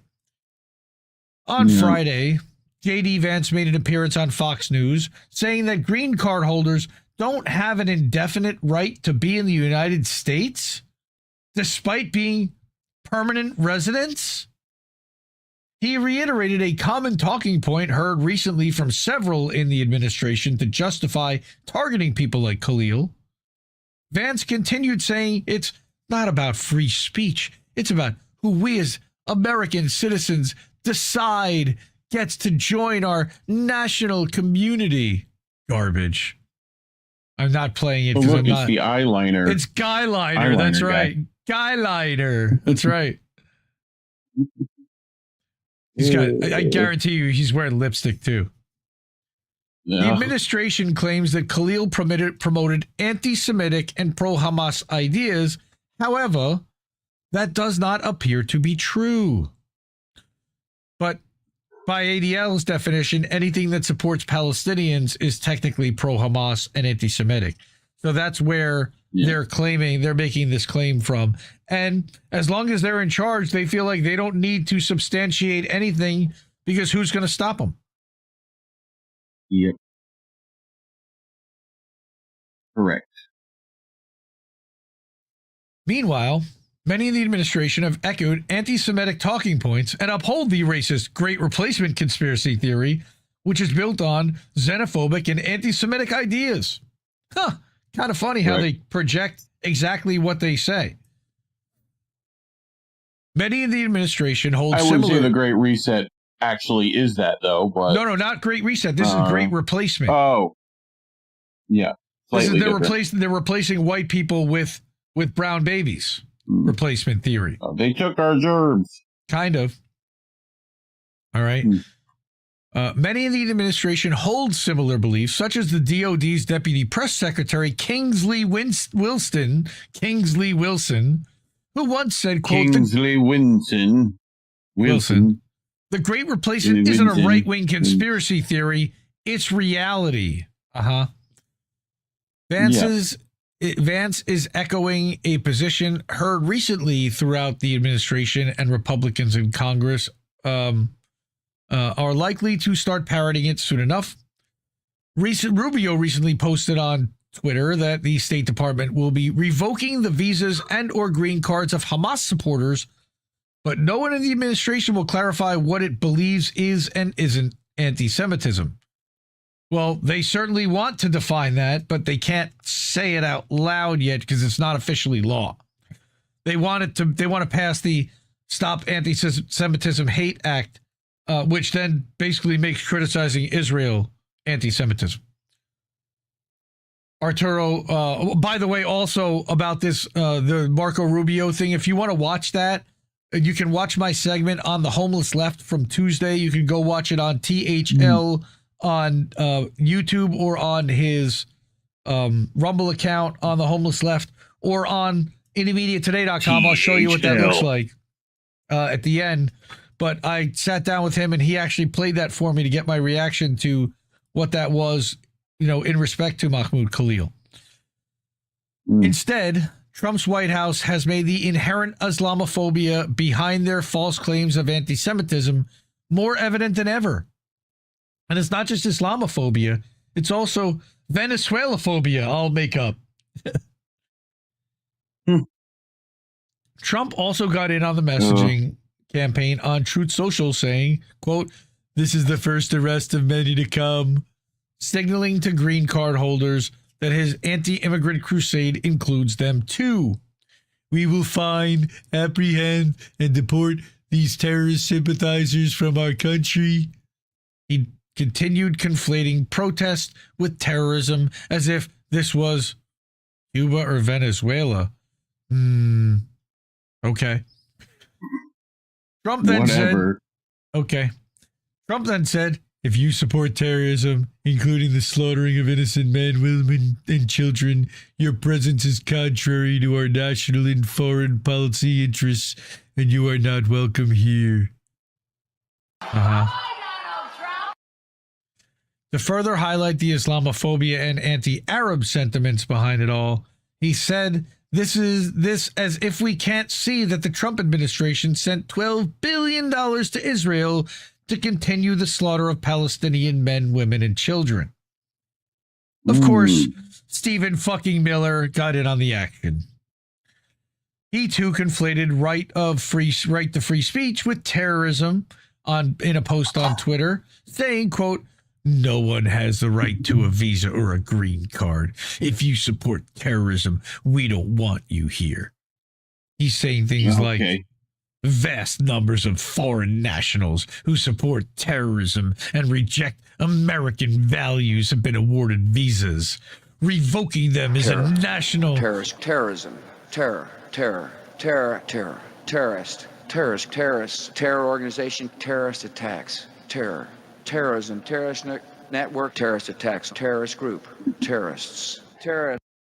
Revoking I feel them like you is have to play the whole thing every time. National security imperative. We must admit only those that embrace the core principles of our civilization. Highlights just how far the administration will go and how it tends to use the State Department to perceive power to silence dissent. Remember, folks, U.S. aid was rolled back into, the State Department. Right. Is this douchebag now running U.S. aid effectively? I think so. Yep. A separate example lies in a recent press release from the DHS about another Columbia University student who self-deported to Canada because they didn't want to get fucked with here. Huh. DHS Secretary Kristi Noem took the opportunity to add fuel to the anti-immigrant fire, going so far to claim they had the footage of her using the CBP Home app to self-deport, but the video only offered the video offered only showed someone in what appeared to be an airport. Like literally. That's her self-deportation? Yeah, she couldn't get the fuck out of here fast enough. The video isn't evidence of anything except someone at an airport. However, simply insinuating that she used the app is enough to rile up those who support these policies. Otherwise, to everyone else, it's yet another lie among so many, like the false equivalency of protesting against genocide and supporting terrorism. People just say stupid shit. All right. Ranjani Srinivasan, who is a citizen and national of India, entered the United States on an F1 student visa as a doctoral student in urban planning at Columbia University. Srinivasan was involved in activities supporting Hamas, a terrorist organization, according to the State Department. On March 5th, the Department of State revoked her visa. The DHS has obtained video footage of her using the CBP Home app to self-deport on March 11th. That's the person in Canada. Right. The statement also included information about the arrest of a third student from Colombia, Leka Cordia, a Palestinian from the West Bank. We did talk about this. Equating protesters with terrorism isn't a new phenomenon. We've seen it throughout history. More recently, Black Lives Matter protesters were equated with domestic terrorism and supporters of Hamas during the civil rights protests of 2020. We're seeing it now being employed against people who speak out against genocide. All right. The DHS press release ended with a quote attributable to Kristi Noem. In it, she emphasizes they're linking protesters to terrorism despite it being fraudulent. Where the idea to include the CBP Home app in all this came from is beyond me, but I can only attribute it to the administration attempting to make it seem as though their policies are working, especially considering it's struggling to meet the demands it's set for itself. Okay. Noam says, I'm glad to see one of the Columbia terrorist sympathizers use the Home app to self-deport. No, they're running the fuck away because they don't want to be arrested and rounded up and thrown in an ICE jail for weeks like Mahmoud Khalil has been. Yeah. The use of phrases that suggest immigrants don't have a right to equal protection under the law and using words like privilege to minimize visa and green card holders' rights is all part of an effort to target non-white immigrants. And white immigrants, for that matter. It's becoming clear that the precedent they're setting could inevitably lead to federal agencies using seemingly benign posts on social media to target people, whether it be speaking out against police brutality or genocide. And they're going to use the AI to do it, too. We've already covered that. That they're going to start using AI to privatize it, to have AI do it. Scrape social media and report out potential offenders to DHS and have them deported. Yeah. Arturo concludes, the ultimate goal of messaging like this is to manufacture consent to do it. The more they repeat the lie, the more they think people will justify it. They do it because it works. This strategy only requires people's opinions to shift subtly, leaving them where they'll agree that something needs to be done, but not too harshly. We saw this with the mass deportation hysteria, and we'll continue to see it if they keep succeeding. And he again says that he contacted DHS for clarification about Srinivasan's use of the CBP Home app, but of course received no response. Mm-hmm. Now, along the lines of the deportation stuff, our friend and Indie Media Award honoree at Decenter News, class of 2024, published out a 4-page letter that was released by Mahmoud Khalil's lawyer that he wrote while in ICE detention. This was published on Wednesday. So, Decentered writes, it's now been roughly a week and a half since Palestinian activist Mahmoud Khalil, a recent Columbia University graduate and legal permanent resident of the U.S., was arrested by plainclothes federal agents and threatened with deportation over his participation in the on-campus protests against Israel's U.S.-backed genocide in Gaza. And again, we covered that extensively last week on this show, or at least I did. Events have been unfolding quickly, and among them, and I wanted to bring this because this is what's happened this week. His arrest was criticized by the ACLU, FIRE, First Amendment Coalition, ADC, and many others, and even Ann Coulter. Hundreds of Jewish protesters wearing the Not in Our Name shirts staged a sit-in at Trump Tower demanding Khalil's immediate release, at least 98 of whom were reported arrested. Many more protesters marched in the streets of New York City and elsewhere. Mahmoud Khalil's 8 months pregnant wife, Noor Abdallah, a U.S. citizen, issued a statement on the arrest. DHS Deputy Secretary Troy Edgar was unable to give a single example of Khalil's alleged terrorist activity, support of terrorism, or any criminal activity at all when pressed during an interview. The Trump administration sent a widely criticized letter to Colombia with a list of erroneous demands, including expulsions or multi-year suspensions for Hamilton Hall and encampments.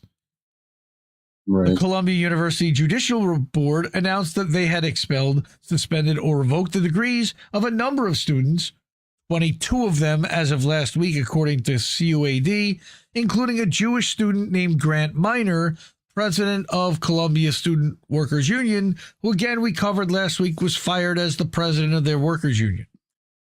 And then we talked about Ranjani, who self-deported.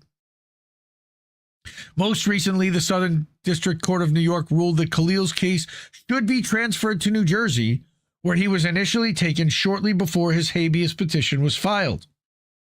Quote, if the court allowed this case to play out in Louisiana, it would be rewarding the Trump administration's unlawful attempt to manipulate jurisdiction by transferring Mr. Khalil across state lines in the middle of the night. Unquote. The judge also reaffirmed that a previous ruling that blocked Mr. Khalil's deportation in the absence of a court order, according to his lawyers at the Center for Constitutional Rights. Despite all of this, there is one important voice that we had not heard from since Mahmoud Khalil's arrest, and that is the man himself, Mahmoud Khalil. Correct. That changed Tuesday when CCR published a letter that he dictated over the phone from an ICE detention facility in Louisiana. As was the case for Lily Greenberg Call and others, many media outlets are only quoting parts of the letter, often without even linking to the entire unedited text. We think Mahmoud Khalil deserves to be heard in full, so here it is. Letter from a Palestinian political prisoner in Louisiana. Dictated over the phone from ICE detention, March 18, 2025. My name is Mahmoud Khalil and I'm a political prisoner. I am writing to you from a detention facility in Louisiana, where I wake to cold mornings and spend long days bearing witness to the quiet injustices underway against a great many people precluded from the protections of the law. Who has the right to have rights? It is certainly not the humans crowded into the cells here. It isn't the Senegalese man I met who's been deprived of his liberty for a year, his legal situation in limbo, and his family an ocean away. It isn't the 21-year-old detainee I met who stepped foot in this country at age 9, only to be deported without so much as a hearing. Justice escapes the contours of this nation's immigration facilities. On March 8th, happy birthday, Reef, I was taken by DHS agents who refused to provide a warrant and accosted my wife and me as we returned from dinner. By now, the footage of that night has been made public. Before I knew what was happening, agents handcuffed and forced me into an unmarked car. At that moment, my only concern was for Noor's safety. I had no idea if she would be taken too, since agents had threatened to arrest her for not leaving my side. DHS would not tell me anything for hours. I didn't know the cause of my arrest or if I was facing immediate deportation. At 26 Federal Plaza, I slept on the cold floor. In the early morning hours, agents transported me to another facility in Elizabeth, New Jersey. There, I slept on the ground and was refused a blanket despite my request. My arrest was a direct consequence of exercising my right to free speech as I advocated for a free Palestine and an end to the genocide in Gaza, which resumed in full force Monday night. With January ceasefire now broken, parents in Gaza are now once again cradling two small shrouds, and families are forced to weigh starvation and displacement against bombs. It is our moral imperative to persist in the struggle for their complete freedom. I was born in a Palestinian refugee camp in Syria to a family which has been displaced from their land since the 1948 Nakba. I spent my youth in proximity to yet distant from my homeland.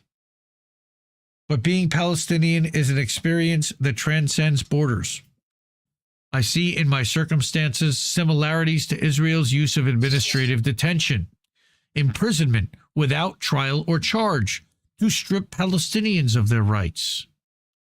I think of our friend Omar Khatib, who was incarcerated without charge or trial by Israel as he returned home from travel. I think of Gaza hospital director and pediatrician Dr. Hussam Abu Safia, who was taken captive by the Israeli military on December 27th and remains in an Israeli torture camp today. For Palestinians, imprisonment without due process is commonplace. I've always believed that my duty is not only to liberate myself from the oppressor, but also to liberate my oppressors from their hatred and fear. My unjust detention is indicative of the anti-Palestinian racism that both the Biden and Trump administrations have demonstrated over the past 16 months as the U.S. has continued to supply Israel with weapons to kill Palestinians and prevented international intervention. For decades, anti-Palestinian racism has driven efforts to expand U.S. laws and practices that are used to violently repress Palestinians, Arab Americans, and other communities.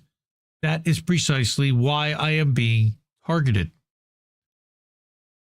While I await legal decisions that hold the futures of my wife and unborn child in the balance, those who enabled my targeting remain comfortably at Columbia University. Presidents Shafiq, Armstrong, and Dean Yarhi Milo laid the groundwork for the U.S. government to target me by arbitrarily disciplining pro-Palestinian students and allowing viral doxing campaigns based on racism and disinformation to go unchecked. Columbia targeted me for my activism, creating a new authoritarian disciplinary office to bypass due process and silence students criticizing Israel. Columbia surrendered to federal pressure by disclosing student records to Congress and yielding to the Trump administration's latest threats. My arrest and the expulsion or suspension of at least 22 Columbia students, some stripped of their bachelor's degrees just weeks before graduation, but not refunded their tuition, and the expulsion of SWC President Grant Minor on the eve of contract negotiations are clear examples.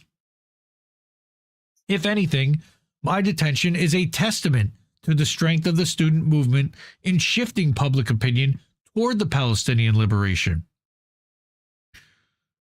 Students have long been at the forefront of change, leading the charge against the Vietnam War, standing on the front lines of the civil rights movement, and driving the struggle against apartheid in South Africa.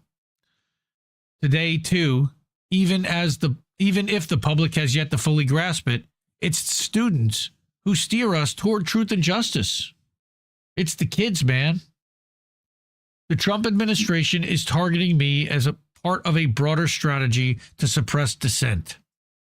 Visa holders, green card carriers, and citizens alike will all be targeted for their political beliefs. In the weeks ahead, students, advocates, and elected officials must unite to defend the right to protest for Palestine. At stake are not just our voices, but the fundamental civil liberties of all. Knowing fully that this moment transcends my individual circumstances, I hope nonetheless to be free to witness the birth of my firstborn child. And may he be a healthy and masculine child. If it's a boy, obviously, but also it just, again, for a little bit of levity, but free Mahmoud Khalil, motherfuckers. Come on. What the hell, man? Mm-hmm. Agreed. But Mahmoud Khalil wasn't the only one. Okay. Independent journalist Sanaa Saeed, formerly of Al Jazeera Plus. So Mamadou Ta'al files a lawsuit challenging the Trump administration's executive order on deportations of foreign students, then asks the judge to preemptively stop the Trump admin from deporting him, and the admin immediately responds with an order for him to surrender to ICE for deportation.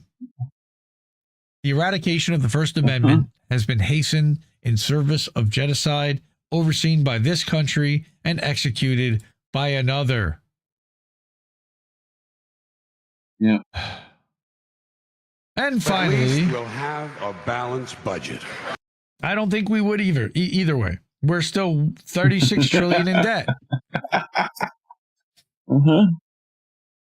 Sanaa also tweets, and she quote tweets this horrifying video about the Chrome Detention Center in Miami, Florida, and we're going to watch that in a second. Mexicans, Venezuelans, Guatemalans, and others are being abducted, held without processing or access to representation. They are in the United States. They have domestic and international human and civil rights, regardless of their immigration status. Claudia Scheinbaum, he's specifically asking for you. Here's the translation. Light Scheinbaum? Quote, please make this go viral. This is what's happening right now at the Chrome Detention Center in Miami, Florida. We've basically been kidnapped. Some people have been here 30 days and haven't been processed yet. Please make this go viral. Help us report this to the National Commission for Human Rights, to the national TV stations. This is not a joke. This is serious. Please help us. It's at the Chrome Detention Center in Miami, Florida. Please help us. Claudia Scheinbaum, I know you're going to see this. There are many, many Mexicans here who, together with our Venezuelan and Guatemalan brothers, are suffering discrimination. Help us, please. Yep. They aren't allowing us to make phone calls. We can't do anything. I'm not alone in this. You'll hear more testimonies. Please make this go viral. Help us, please. Help us, SOS. And here's one of the videos. Por favor, que esto se haga viral. Esto está pasando ya mismo en el centro de detención Chrome en Miami, Florida. Estamos prácticamente secuestrados. Hay personas que llevan más de 30 días y no han sido procesadas. Por favor, que esto se haga viral. Ayúdenos. Marquen la Comisión Nacional de Derechos Humanos. Marquen, por favor, a las televisoras del Estado. Esto no es una broma, esto es en serio. Por favor, ayúdenos. Es el Chrome de Miami, Florida. Por favor, ayúdenos. Claudia Sheinbaum, sé que vas a ver esto. Habemos muchos mexicanos aquí sufriendo discriminación. Hermanos venezolanos, hermanos guatemaltecos, ayúdenos, por favor. No nos permiten hablar no nos permiten llamadas telefónicas, no podemos hacer absolutamente nada. No es solo mi testimonio, van a escuchar más testimonios. Por favor, hagan viral esto. He's literally sitting under a table recording this. Yep. This is all them sitting in the detention center. 30 days they're in there.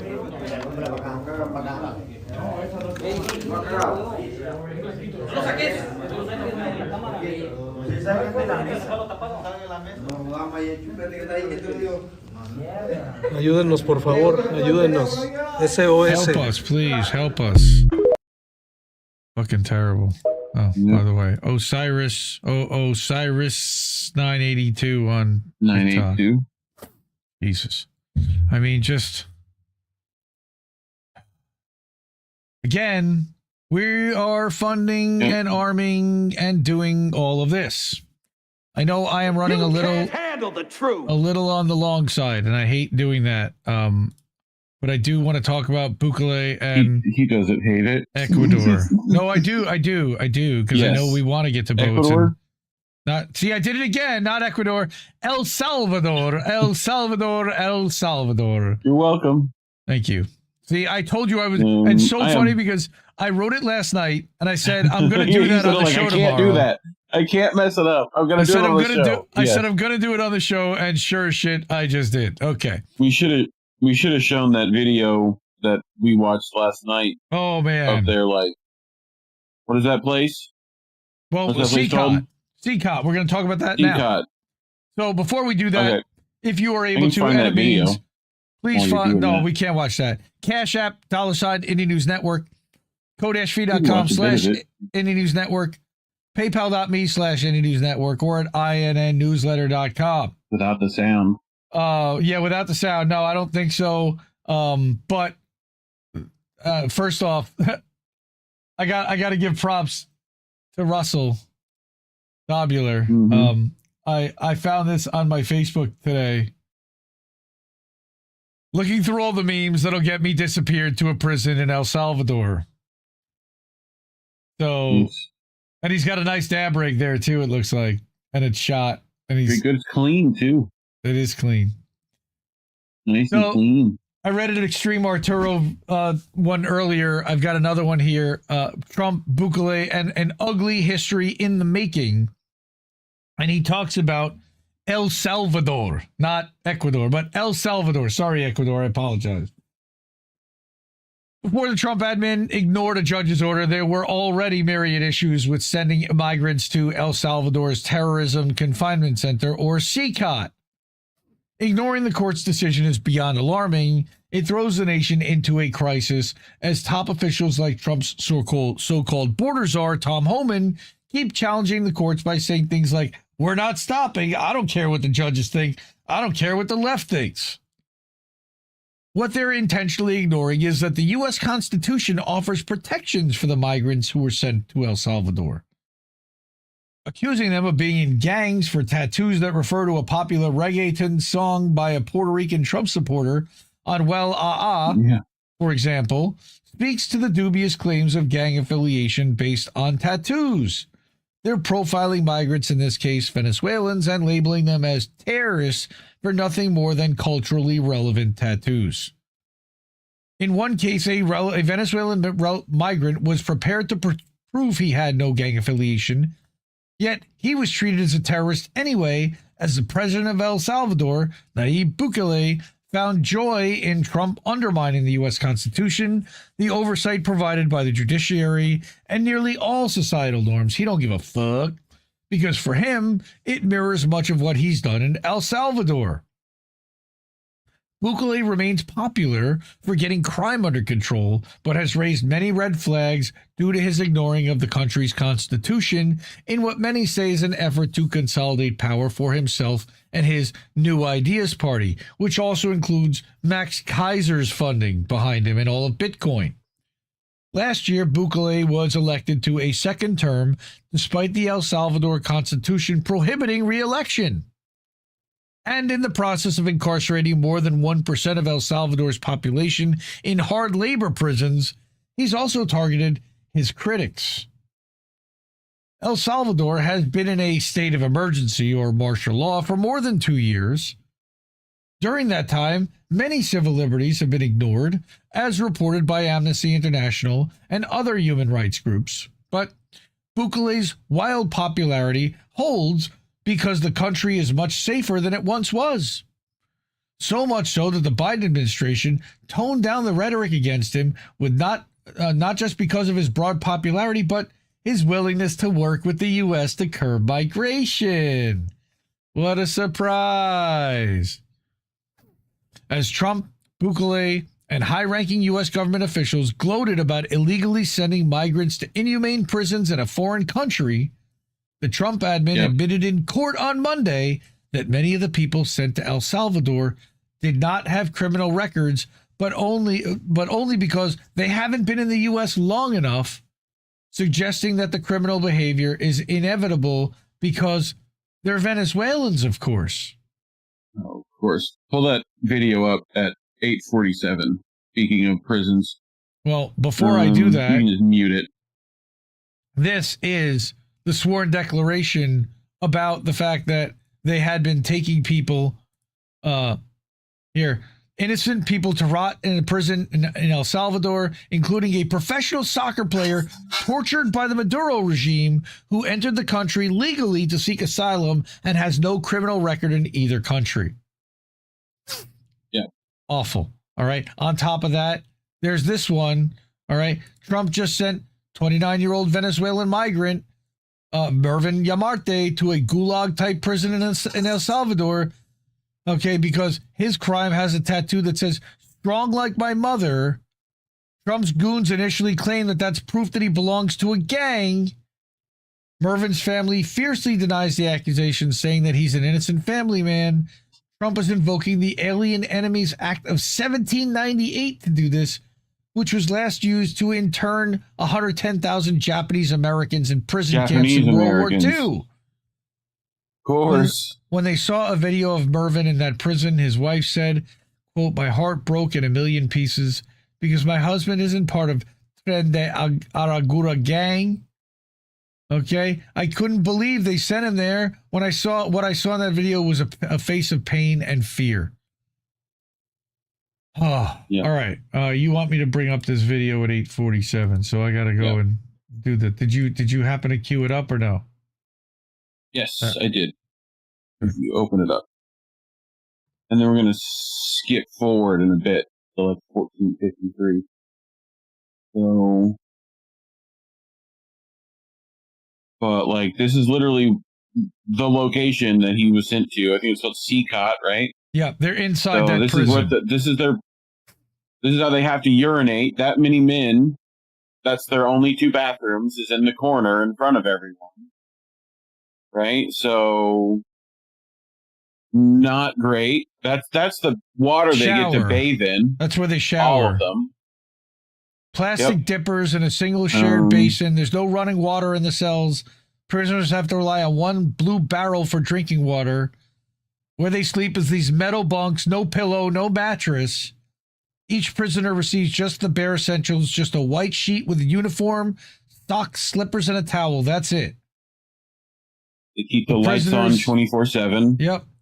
4-level bunk beds stacked tightly. All right. Shaved every 2 weeks by personnel. Long hair, even beards, are unhygienic, and they can hide sharp objects. Right. Look at how many dudes are in like one thing. So,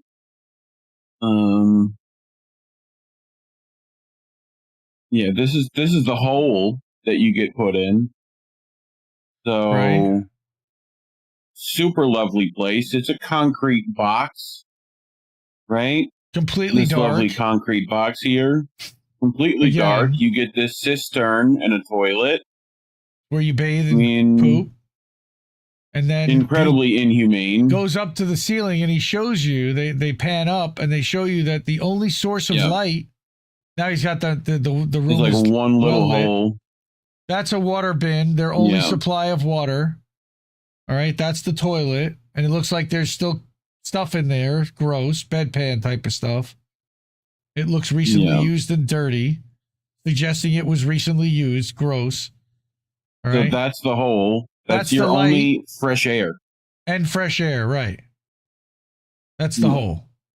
But anyway, that's enough of this terrible place. Yeah.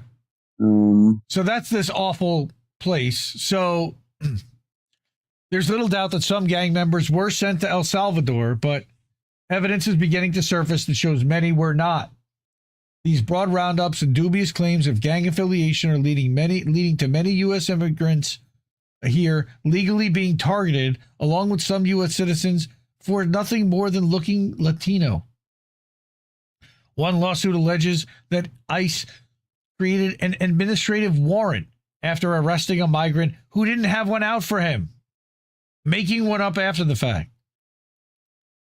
Using tattoos to target non-white groups and list them as gang members has been a problem for the U.S., across the U.S. for decades. Agencies like CBP, Homeland Security, and ICE embrace the strategy local and state and law enforcement use and have taken it further than ever. For agencies under the purview of DHS, it's a growing practice used to dehumanize and villainize immigrants. Like he said, he showed this Aaron Reichland Melnick, okay, talking about these men were sent to a hard labor in a Salvadorian prison with no due process, including a tattoo artist seeking asylum who entered legally, a teen who got a tattoo in Dallas because he thought it looked cool, and a 26-year-old whose tattoos his wife says are unrelated to a gang. Yeah. When contacting the Department of State about the lack of evidence to claim that any migrants were gang affiliated, a spokesperson would only say, "We don't comment on pending or ongoing litigation," presumably referencing one or all the myriad cases that the administration is facing in court. Despite not commenting, the admission in court by acting Field Office Director Robert L. Cernhass already shows that they have no evidence to back their claims. During a press conference Monday, State Department spokesman Tammy Bruce, and she's a Zionist lunatic ex-Fox News host, okay, she responded to a question about issues surrounding invoking the Alien Enemies Act by reiterating the White House's position, saying, quote, "The White House has been very transparent. Caroline was very clear this afternoon about their approach. Clearly, they feel that this is something they want to litigate, and they're going to, without authority or jurisdiction." This follows a press release from Marco Rubio. Okay. Then, meanwhile, just days after Irish Prime Minister Michael Martin visited the White House for the annual St. Patrick's Day celebration, the admin invited Conor McGregor, the Irish mixed martial artist fighter. McGregor was found civilly liable by an Irish court last year for assaulting a woman at a party in Dublin in 2018 and has a history of other allegations against him. We're going to get to that in a second. McGregor's record of making xenophobic comments made his racism-laden rant unsurprising, but it was beneficial for the Trump administration's anti-immigrant campaign. On Monday, the DOD issued a press release about Defense Secretary Pete Hegseth's meeting with McGregor. Why? He has no official business or position in Ireland now, but they're discussing how the U.S. and Ireland are both struggling with the effects of illegal immigration. According to the release, McGregor, the rapist, described the issue for Ireland as a threat of destruction from within. Allegedly, the rapist. Yeah, bullshit. Never he's one. A fucking right cunt, as the fucking Irish would say. Never one to miss an opportunity to propagandize and display his unhealthy obsession with the U.S.-Mexico border, Hegseth the drunk chimed in with his conflation of immigration in Ireland with the United States. He employed the widely debunked 20 million migrants conspiracy theory and made comparisons of small towns being transformed by immigration in both countries. Garbage. I'm not even going to read his quote. Hidden in the background of all this is the news about the U.S. sending a destroyer to sit off the U.S. coast near the border. As reported last week, the military buildup at the border is getting more alarming every day. A press release from DOD says U.S. Northern Command, or NORTHCOM, deployed the USS Gravely, an Arleigh Burke-class guided missile destroyer, to the Gulf of Mexico on what it says is a scheduled deployment. While the press release claims the destroyer will be involved in the interdiction mission of the many of the drugs that are coming in, according to the Joint Staff Director for Operations, Air Force General Alexis Grinkovich, the growing U.S. military posture at the U.S.-Mexico border should be noted as the rhetoric about immigration gets more intense and the actions by the administration get more extreme. This mirrors what the fuck happened before Nord Stream blew. We had operations in that area in the Baltic Sea. We sent the Kearsarge in there. The minute they left, things go boom. Huh, how about that? Go figure. And again, support Arturo in decolonized journalism. Subscribe for free or upgrade to a paid subscription. Please support independent media. We do need it more than ever. I don't see many people reporting this from a Spanish perspective, a Latino perspective. I greatly appreciate Armando Arturo's perspective on this one. Apologies there, Arturo. Good dude, good writer, and he needs our support. We need to support guys like this. Again, like I mentioned about that letter and about sworn declarations about innocent people rotting in prison in El Salvador. Who are these people? Thank you to whoever did that. Hey. Appreciate you, fam. That's Camish Rory Kate. Thank you again, please listen to my latest playlist at Mixcloud, Third Transition Media / Leftover Music Without Borders. Nice. Decolonize your mind. Yay, thanks, Kate. Chat. Yeah, drop that in the chat.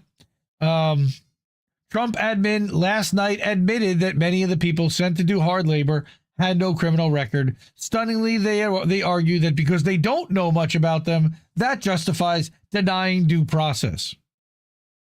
Wow. Unbelievable. Excerpt comes from this declaration, which claims that ICE did careful vetting of each person to determine that they were a gang member, then fully admits that they don't know for sure whether they are because they don't have good information. Okay.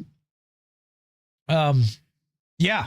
And so we are certainly demonetized for that, but mentioning, and I don't want to read through it because it's a long article, but Alan McLeod over at Mint Press News. Alan is an Indie Media Award honoree, as is Mint Press. All right. He wrote a long piece about McGregor going to Washington and exposing all of that, his racism, his violence, his history. Okay, Ireland resisting that far-right surge so far. Read that for sure and support Alan in his work and read Mint Press News. Absolutely.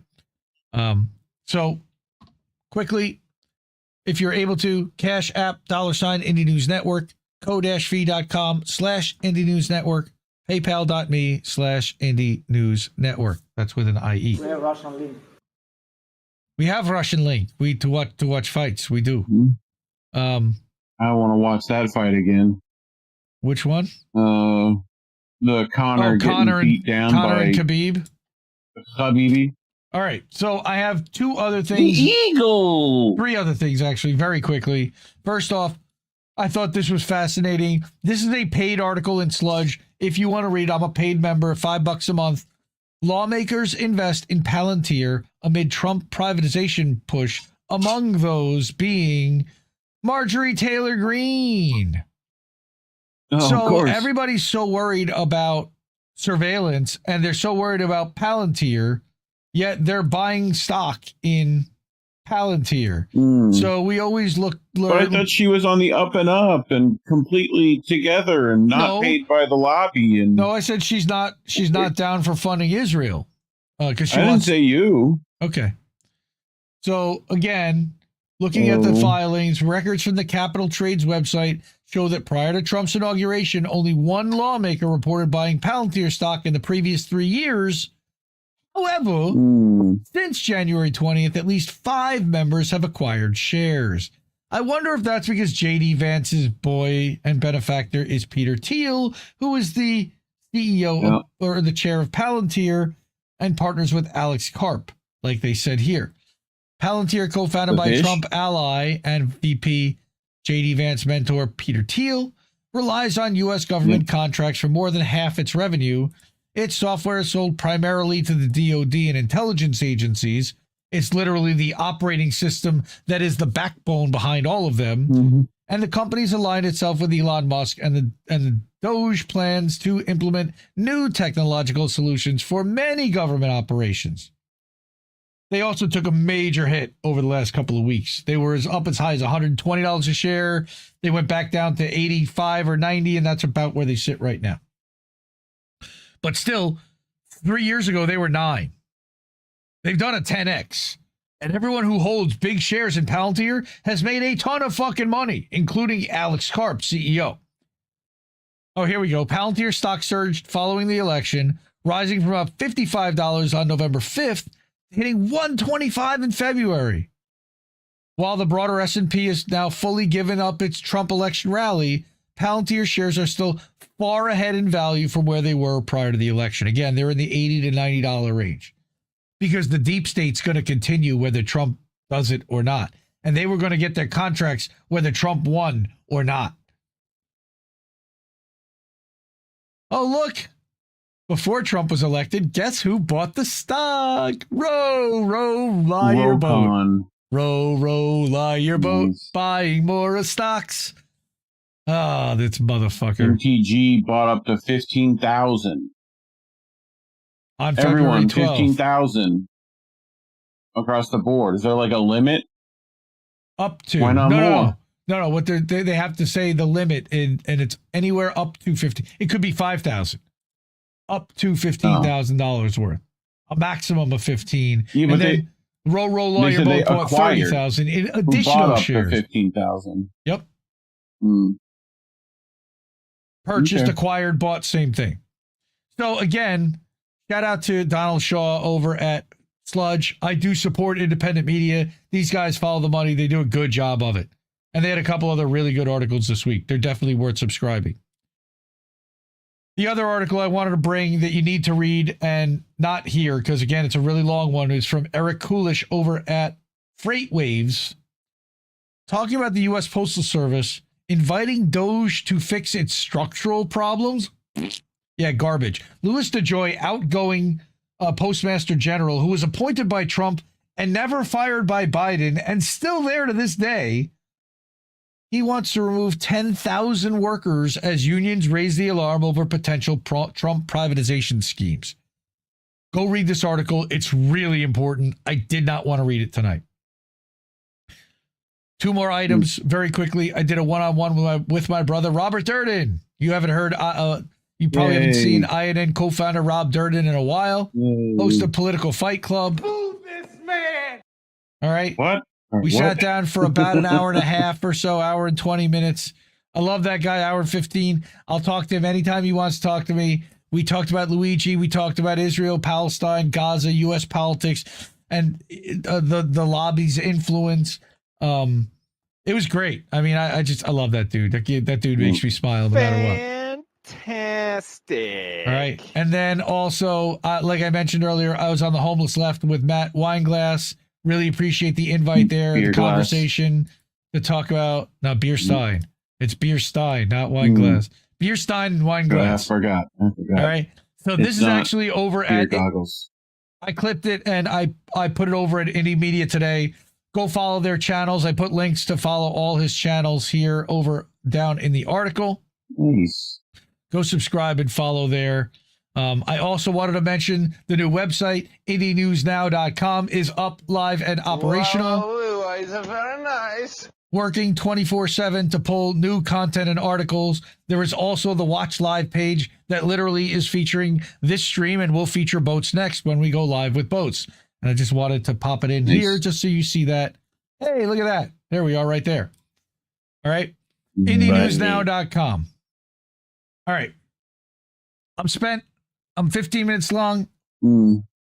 I told you I was going to run a little long, but not till 12:30. We'll get started with Boats probably 12:30. But I'm tired. My body weary. No, your body weary. I'm fine, dude. I could go another hour if I needed to. You know, that's what happens. But we're going to do boats now. Reef, did you drop a boats link already in the chat, or are we going to do that now? But I can do it again. All right. We're going to remember to Vicky, Adams, and Kameshwari, Kate, and everyone, we are going to be over on the Ocho. Over on the Ocho. We do not stream to INN's main channel. Posting a link in the chat now.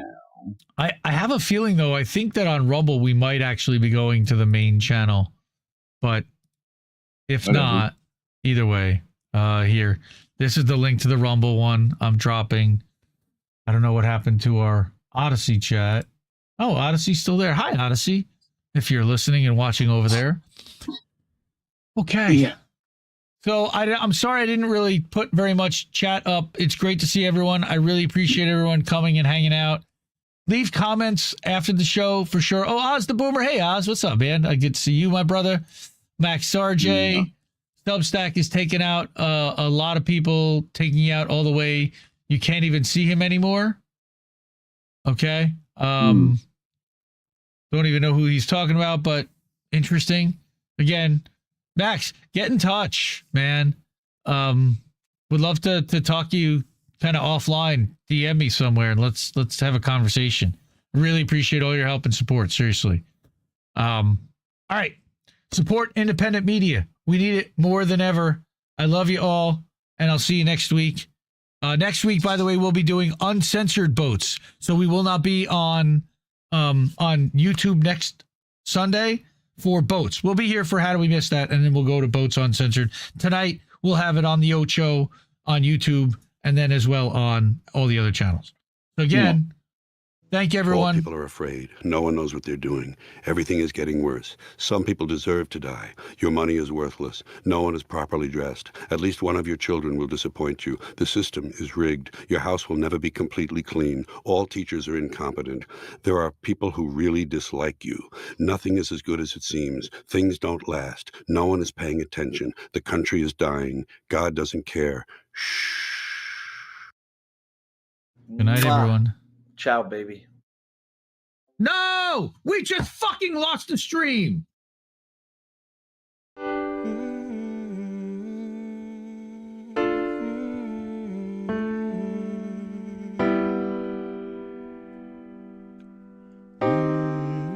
I think I liked it better being blind, when I couldn't read between the lines, and when I couldn't see the cracks in the structure that lay bare before me the whole time. I think I liked it better back when I suspended disbelief and swallowed pride.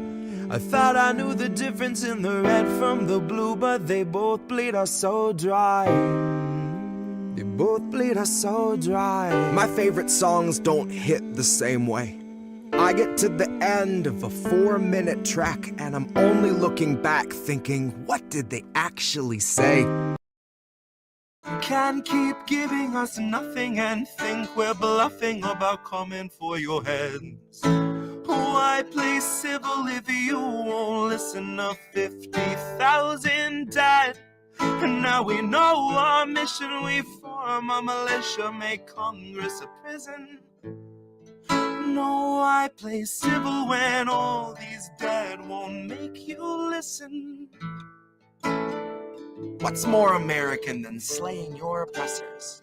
What's more American than liberty or death first? God, I thought we were founded on abolishing the tyranny of those who would starve a village all to live empirically. And I regret that I have only one life to give for my cause now that I can see the cause so clearly.